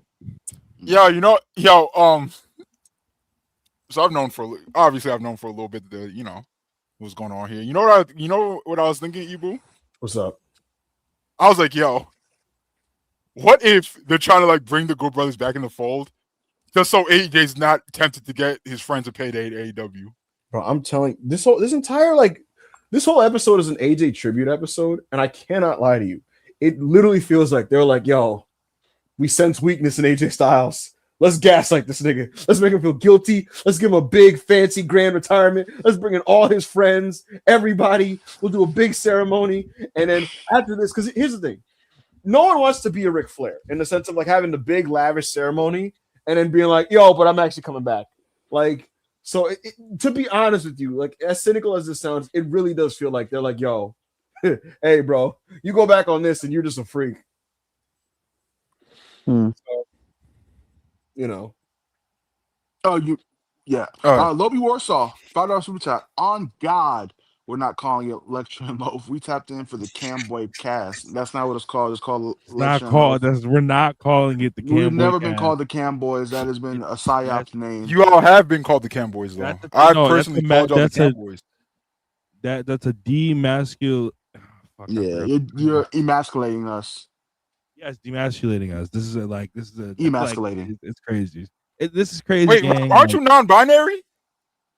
Oh no! What? You had he they in your Twitter bio, bro. True. Don't know what you're talking about. Oh, this nigga was non-binary for the aura.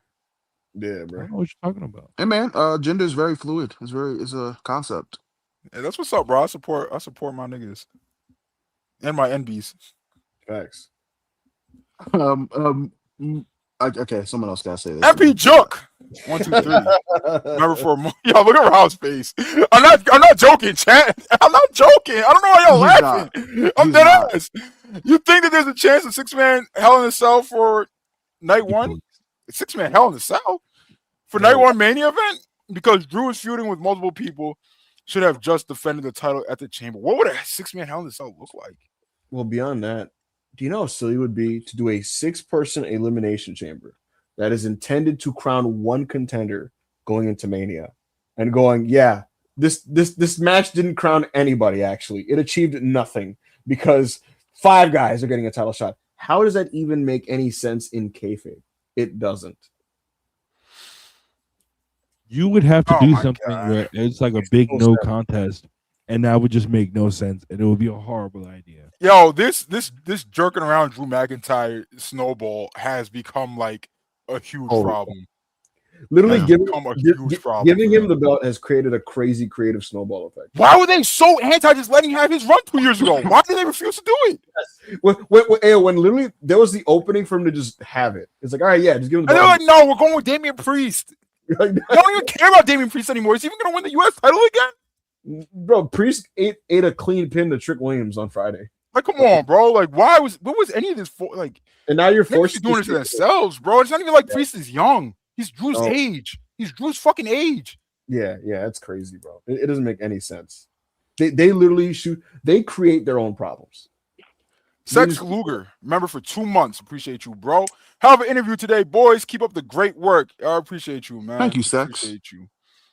God's hate became a YouTube member. Appreciate you, bro. I didn't know Yes, you sir. still fucking on wrestling Twitter, bro. Where the fuck is that? Yo, Chriso, What's up? what can God's hate expect this Thursday? What can God's hate and every other Capo member expect this Thursday? So God's hate, you decided to become a member at the perfect time.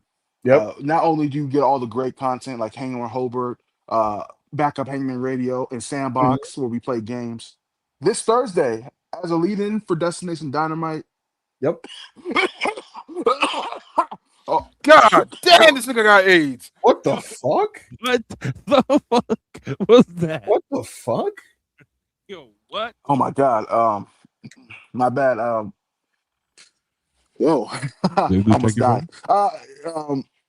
This Thursday, a long-awaited, the duo everyone's been waiting for the first time ever, me and Big Bert, Joe Hobart, will be doing a duo podcast this Thursday called Box Office with Bert and Bread. We will be talking movies, life. We'll probably dabble in a little wrestling because that's what everyone loves to talk about. But, you know, it's going to be, me and Joe have a shared love of the cinema, the theater. We love it, and we've talked about it before, and we've been talking about doing the show since we were at the other territory. And I'm mad excited to see where it goes. I don't know if this would be a thing that will stick. It definitely won't be weekly for sure because Joe got a lot of commitments, as do I. But I'd love to do this more than once a month, maybe, or whatever. But we gotta see how it goes this Thursday. I'm cooking up ideas for us to really go with the flow, though, is what the show is mostly going to be about this Thursday. Hopefully everyone enjoys it. Shout out Joe. Yeah, I'm mad excited. They got 2 new projects I'm working on with Lecture and Loaf and Box Office, and then I always do sessions and I always do Sandbox. The hardest working man on Self-Made, his load has got even bigger. Hey, yo, Rob, quick question. What the fuck? Rob, so when are y'all starting the PG WWE watching? Are you doing that tomorrow or are you doing that next week? Like, when are we doing that? Crystal, I was gonna let Crystal pick like the Tuesday. Okay. Because like if tomorrow's like a busy day, like if he doesn't have it, if he has something to do tomorrow, then we can start next week. We can start tomorrow. I'm not busy tomorrow. We can start it. So then, folks, if you're a part of the Self-Made Discord, this is your schedule. Ready? Tomorrow, you're gonna get Chris and Rob watching some PGR WWE from SummerSlam 2013, and then following that is going to be a Paragon stream because we will be watching a movie for Rai. I forgot the name of the movie, but it appears to be like a I think a Hong Kong martial arts film. I want to say. Wait, you said when is this? Tomorrow night. Yeah. Wednesday. Nothing. Right? Nothing Wednesday. Thursday. Oh, sorry. Yeah, Hanging with Holbert. Oh my god. Me and Joe on the Self-Made Capo tier, Hanging with Holbert this week, and then Thursday. On Thursday, folks, you can expect Box Office with Bert and Bread. That's Joe Holbert and Chris O'Bread, and then you can also that's on the Capo tier, and then for free you get Destination Dynamite with Wheezy, Marcus, Jana, hopefully Jess, and then on the weekend, folks, we'll be doing more match recs and other content within the Discord. So it's a stacked week full of content, man. If you're not in the Discord, join the Discord. Tyrese Halliburton was hanging out with us in the chat yesterday, and he's a frequent pop-in usually in the Discord. We do all kinds of fun stuff. Especially when WWE is on. Absolutely. Yeah, when we hit those Fed pings, bro, Hallie pull up like the boogeyman. It's like you said, Candyman 5 times. Absolutely. Like, oh, we finally watching some real shit. 100%. People can vouch. So if you're not in the Discord, the link is in the bio at selfmadepw on Twitter. The link is in the bio for our Discord. $5 gets you in. And on YouTube, like I said, we have a free tier and a couple tier, which has all kinds of cool content coming in this week. So a lot going on, man. A lot going on. All right, let's do these. Let's do these last couple of super chats, and we're gonna get up out of here. Oh, we're gonna do match of the week. We're gonna hit these fucking quick previews, and we're gonna get up out of here. It's been a long pod. It's been a long pod. But we got a lot done today. Yes. All right. Jake does memes. $5 super chat. Ibu lost his life savings on Vision stocks. Paulie scammed another one. #sad. Yo, this is one of the worst stables I've ever seen. Yo, you never had a reason to believe in like 2025 going into 2026 Paul Heyman. You never had a reason to, and you did it anyway. Blind ECW lust. Mind you, Seth Rollins was involved too. So you're double stupid for believing in any of this. Here's the thing. When everybody was healthy, like it wasn't like stinky. Right now it's stinky. Like it's when everyone was healthy, was it actively good, Ibu?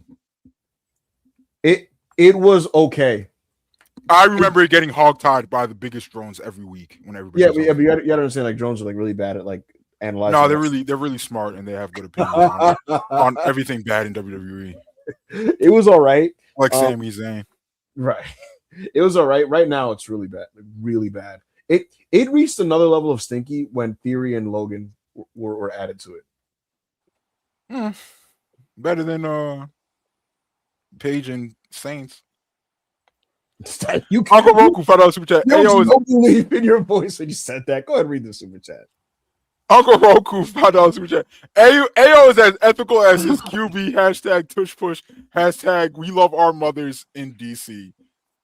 Look, bro. Much. I agree. The tush push is an ethical play. Mm-hmm. And I think your boy JD5, we all love our mothers. I think JD5, perhaps loves his mother a little bit too much.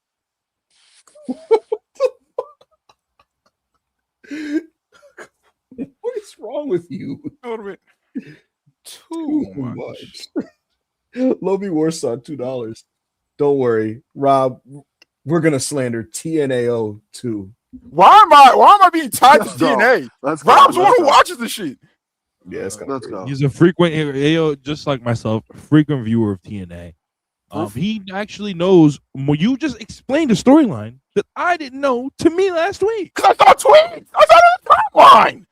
Ayo, you watch that shit. You be trying to get us to watch it with you. So all right, bro. So you niggas are just gonna lie on me in front of 715 live viewers. Nigga be live DMing TNA, bro. See, like he's a sick nigga, man. It's crazy, son. Put it on something. No, I put it on you. Oh shit! My no. They got him. Nasty. All right, let's get this.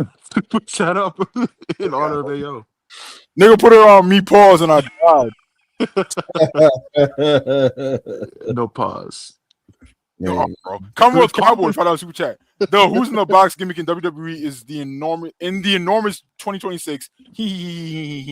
Yeah, it's so crazy that there's like a Fed mystery going on, and even like the simplest drones who just like love like crayons and like colors and fucking stupid and bubbles and shit. Like they don't even give a fuck about this shit, bro. Like nobody's selling for this box angle. No one. No. Yeah, who would sell for the boxing? WWE sucked last year, but all itself as a show was a pretty solid show. This year, out of nowhere, SmackDown, which was the worst wrestling TV, like it was historically bad last year. It's like pretty decent right now, and maybe a lot of that is Trick Williams. Either way, we find ourselves right now. SmackDown's decent. Raw, like I've been looking at it while we're potting. This shit sucks. Holy shit, this show is bad. Oh my god. Yo, Ibu, I texted you something on iMessage. I don't know why you haven't answered. I saw that you're a nasty guy. What do we have any super chats left? No, we're all done. So let's do a quick New Beginning USA preview. We'll start from the bottom to the top. New Beginning UFC is going to be taking place in New Jersey. I'm probably going to be at that show. Not on that show, at that show. And we have Fred Rosser versus David Finlay in Finlay's final New Japan match. We have Oleg Boltin taking on Tomohiro Ishii. We have Ricochet versus Taiji Ishimori. We have Alec Price and Jordan Oliver versus El Desperado and Kushida. We unfortunately have ELP versus Konosuke Takeshita. We have the Knockout Brothers taking on the Gates of Agony. We have Fury versus Athena. That'll be fucking great. And in our main event, Andrade El Idolo takes on Yota Tsuji for the IWGP Global Championship. Ayo, what are the 3 matches you're most excited for? Well, kind of obvious as I'm looking at them, but what are 3 matches you're most excited for, and who's winning the main event between Andrade and Tsuji? Because I might have a hot take. Go for it. My 3 matches that I'm most excited for is Yota Tsuji and Andrade El Idolo. Yep. Shuri and Athena. And it's hard to choose between, it's hard to choose between Ricochet and Taiji Ishimori and Oleg Boltin and Ishii. But I'm gonna go Oleg and Ishii. That'll be This is a really, really, really good card, in my opinion. I'm excited for most of it. Like, David Finlay's last match. Like, say whatever you want about Fred Rozier, but it's David Finlay's last match in New Japan, bro. He's been there for fucking ever now. And he's still only fucking 32, bro. Crazy. So that's gonna be emotional to watch, even if it is I almost said a strong show, but it's not a strong show. Even if it is a USA card. You know what I'm a dead ass dude? What's up? Just see Finlay in the building. I'm just like, yo, bro, you going to WWE? I'm just asking. I hope he spits on you. I'll be wax you with a shillelagh. Imagine he breaks that bitch off and you his ass, bro. That nigga gonna give me the Delroy Lindo treatment. The Delroy Lindo. You're gonna be, that's gonna be the second wrestler to beat you up at a show. Who was the first day? No, chat. One day we're gonna tell you what really happened to Ibu outside of GCW Hammerstein 1. What really happened to that nigga? He really got handled. No, but this is a really good card. I don't want to see, I'm sorry, bro. I don't want to see Takeshita versus ELP7, bro. I don't want to see that shit. No. People really like those matches. I think they're nonsense. Why is Takeshita going 50-50 with Noodly Arm, ELP gang? It's gonna be like 19 minutes too, bro. Like I just. Oh my god, fuck. Well, no, I want a TV title match, so it can't. Oh, let's go. Yeah, so it's gonna be 15 or less. So, Chris, they're going to a time limit draw. What's up, Chris? What do you think of this card? Are you gonna watch the show? What are you looking forward to the most? Yeah, I'm gonna watch the show. Low key, the thing I'm looking forward to the most is probably the Knockout Brothers versus Gates of Agony. 2 hard-hitting teams kind of wrestle mad violently. True. This first time seeing Yuto Ice and Oscar, delve into some AEW guys. Like, I think it's the first time ever that they've wrestled AEW guys. That's gonna be really cool to see. I love Yuto Ice. Think he's like an amazing prospect for New Japan. Gato's probably gonna fuck it up, but and then Andrade and Yota Tsuji are gonna have an awesome match, an awesome main event because Tsuji is a big Mexico guy where he learned most of his shit from during this excursion. And then probably the Athena match. I love seeing Athena wrestle the Joshi wrestlers, people who are like on her level of physicality, and that's gonna be really cool to see. Yeah, I'm excited. Rob, are you locked in on this show? Yes, I am very excited for Rico and Taiji Ishimori. Taiji Ishimori is still a fantastic. He's not great or as excellent as he used to be, but he's still a good professional wrestler. And I'm very excited for Suri and Athena. Athena always puts on in good matches, and Suri, I don't know, is she coming off an injury or no? Am I wrong? I feel like that was like a minute ago that no, that was a minute ago, bro. It was a minute ago. I haven't caught up on Stardom since like the last tournament, so you don't watch it. I'm sure. Yeah, I know more about Stardom than Ibu. Tsuji and Andrade is another one I'm looking forward to. Andrade has been on a roll lately, so his role will continue, but I don't think he'll beat Tsuji. He won't beat Tsuji. So. Yeah, we'll see how it goes, but I'm excited. Please don't harass me if you see me at the show. And hopefully it goes great. Hopefully it goes great. So there you go. I'm really happy to see Kushida back too. Yeah, for sure. He was even if slumming he's it up surrounded by some unsavory characters, but some, just a couple some. Let's get junior heavyweight wrestling back in New Japan. Let's get that shit back rolling, man. Not happening, brother. Would you be opposed to Alec Price and Jordan Oliver getting a New Japan tour? No, they could do Super Junior Tag League. Yeah, I don't think that. I don't think there's any harm in that. I don't think there's. I was really by unsavory characters. I was mostly talking about El Desperado. He's a piece of shit. Right. No comment on that. Joe, this is like this show is terrible, man. This shit is. Yo, it's funny because these last two chats back to back is literally, bro, Raw fucking sucks, and then it's over. Fellas, Raw is fucking insane. It's been on as bro. This is what happened. Like again, WWE for some reason they can't do two good shows at the same time. When one show gets pretty good, the other one is just dog shit. Wait, so you're calling SmackDown a good show? So rate it out of 10 for me, real quick. On WWE scale, not just not pro wrestling. On a WWE scale, yeah. 7.75 out of 10. Yeah, that's high. You're a dork using decimals. That's high as fuck. Give it a name. I don't believe you. I don't believe you. And I understand it's a Fed scale, but I don't believe it's that high. It's kind of it just kind of happened out of nowhere. Like this is like a 3 to 4 week phenomenon, but it is a thing. Damn. I got Raw this year. I'll put it this way. I think everything outside of CM Punk right now on Raw is complete garbage. I got Raw at like a 3. All right, let's we'll do an Elimination Chamber preview where we really just pick who wins these matches and we'll get the fuck out of here. Yes, sir. Punk's beating Finn Balor. I hope there's not a lot of Judgment Day Dominic match. The Women's Chamber I'm more looking forward to than the Men's Chamber because that one has Jey Uso. I hope Javon shows out. I think Rhea Ripley wins the Women's Chamber, and I think Cody wins the Men's one. And Becky Lynch, AJ Lee, I don't really care, to be honest with you. And I don't know what the finish is there. Yo, you know what my theory is on Becky Lynch? What's up? I think she's scared to be a babyface again because she knows she'll never be as over as she was with that man run. I think there is an insecurity about her place on the show relative to the other super overstars like Io Sky, Rhea Ripley, Tiffany Stratton, and a couple other times. Bro, because if you're Becky Lynch and you're like, all right, guys, I'm the man again. Yep. And then you see, damn, I'm getting out-metered by babyface Io. Damn, I'm getting out-metered by babyface Rhea. It's spooky, bro. It's fucking spooky. Damn, Liv Morgan's getting these babyface pops as a heel. It is spooky, son. So yeah, man. We'll see what happens on the show. I've said this a while ago. Look, 4 match pay-per-views aren't for me. I won't be watching this live. When I get home from work, I'll check out Finn Balor's.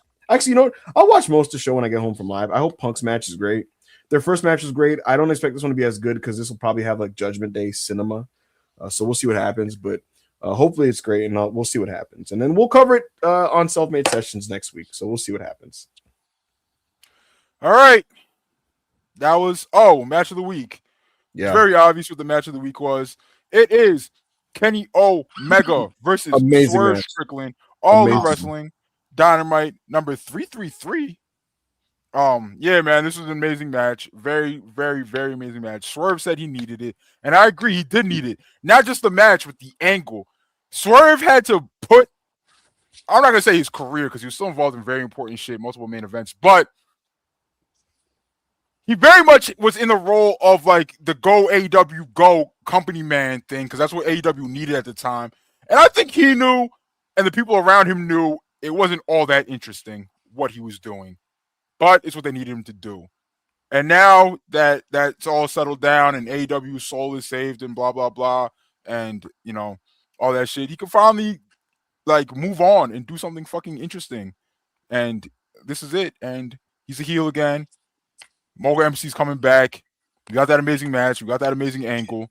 I'm fired up, boys. I'm fired up. As the leader of Swerve FC, I'm fired up. Let's do this. We're all fired up, and we're fired up for the self-made community because you guys have really given us a lot. We appreciate you guys. We peaked at over 1,000 viewers for this show. So we love you guys. We'll see you guys tomorrow for more content. And so for AO, for Chris, for Rob. I'm Ebu Self-Made. If you haven't liked this video, please like it. When this video is done, fuck, we forgot to tell these niggas to like the video. yes, and when this video is over, please send a super chat. No, comment. Please leave a comment. Please leave a comment. I'm fried. Sorry. Good night, everybody. Take care. Good night. Stay Self-Made shit, Self-Made forever. K, take us out.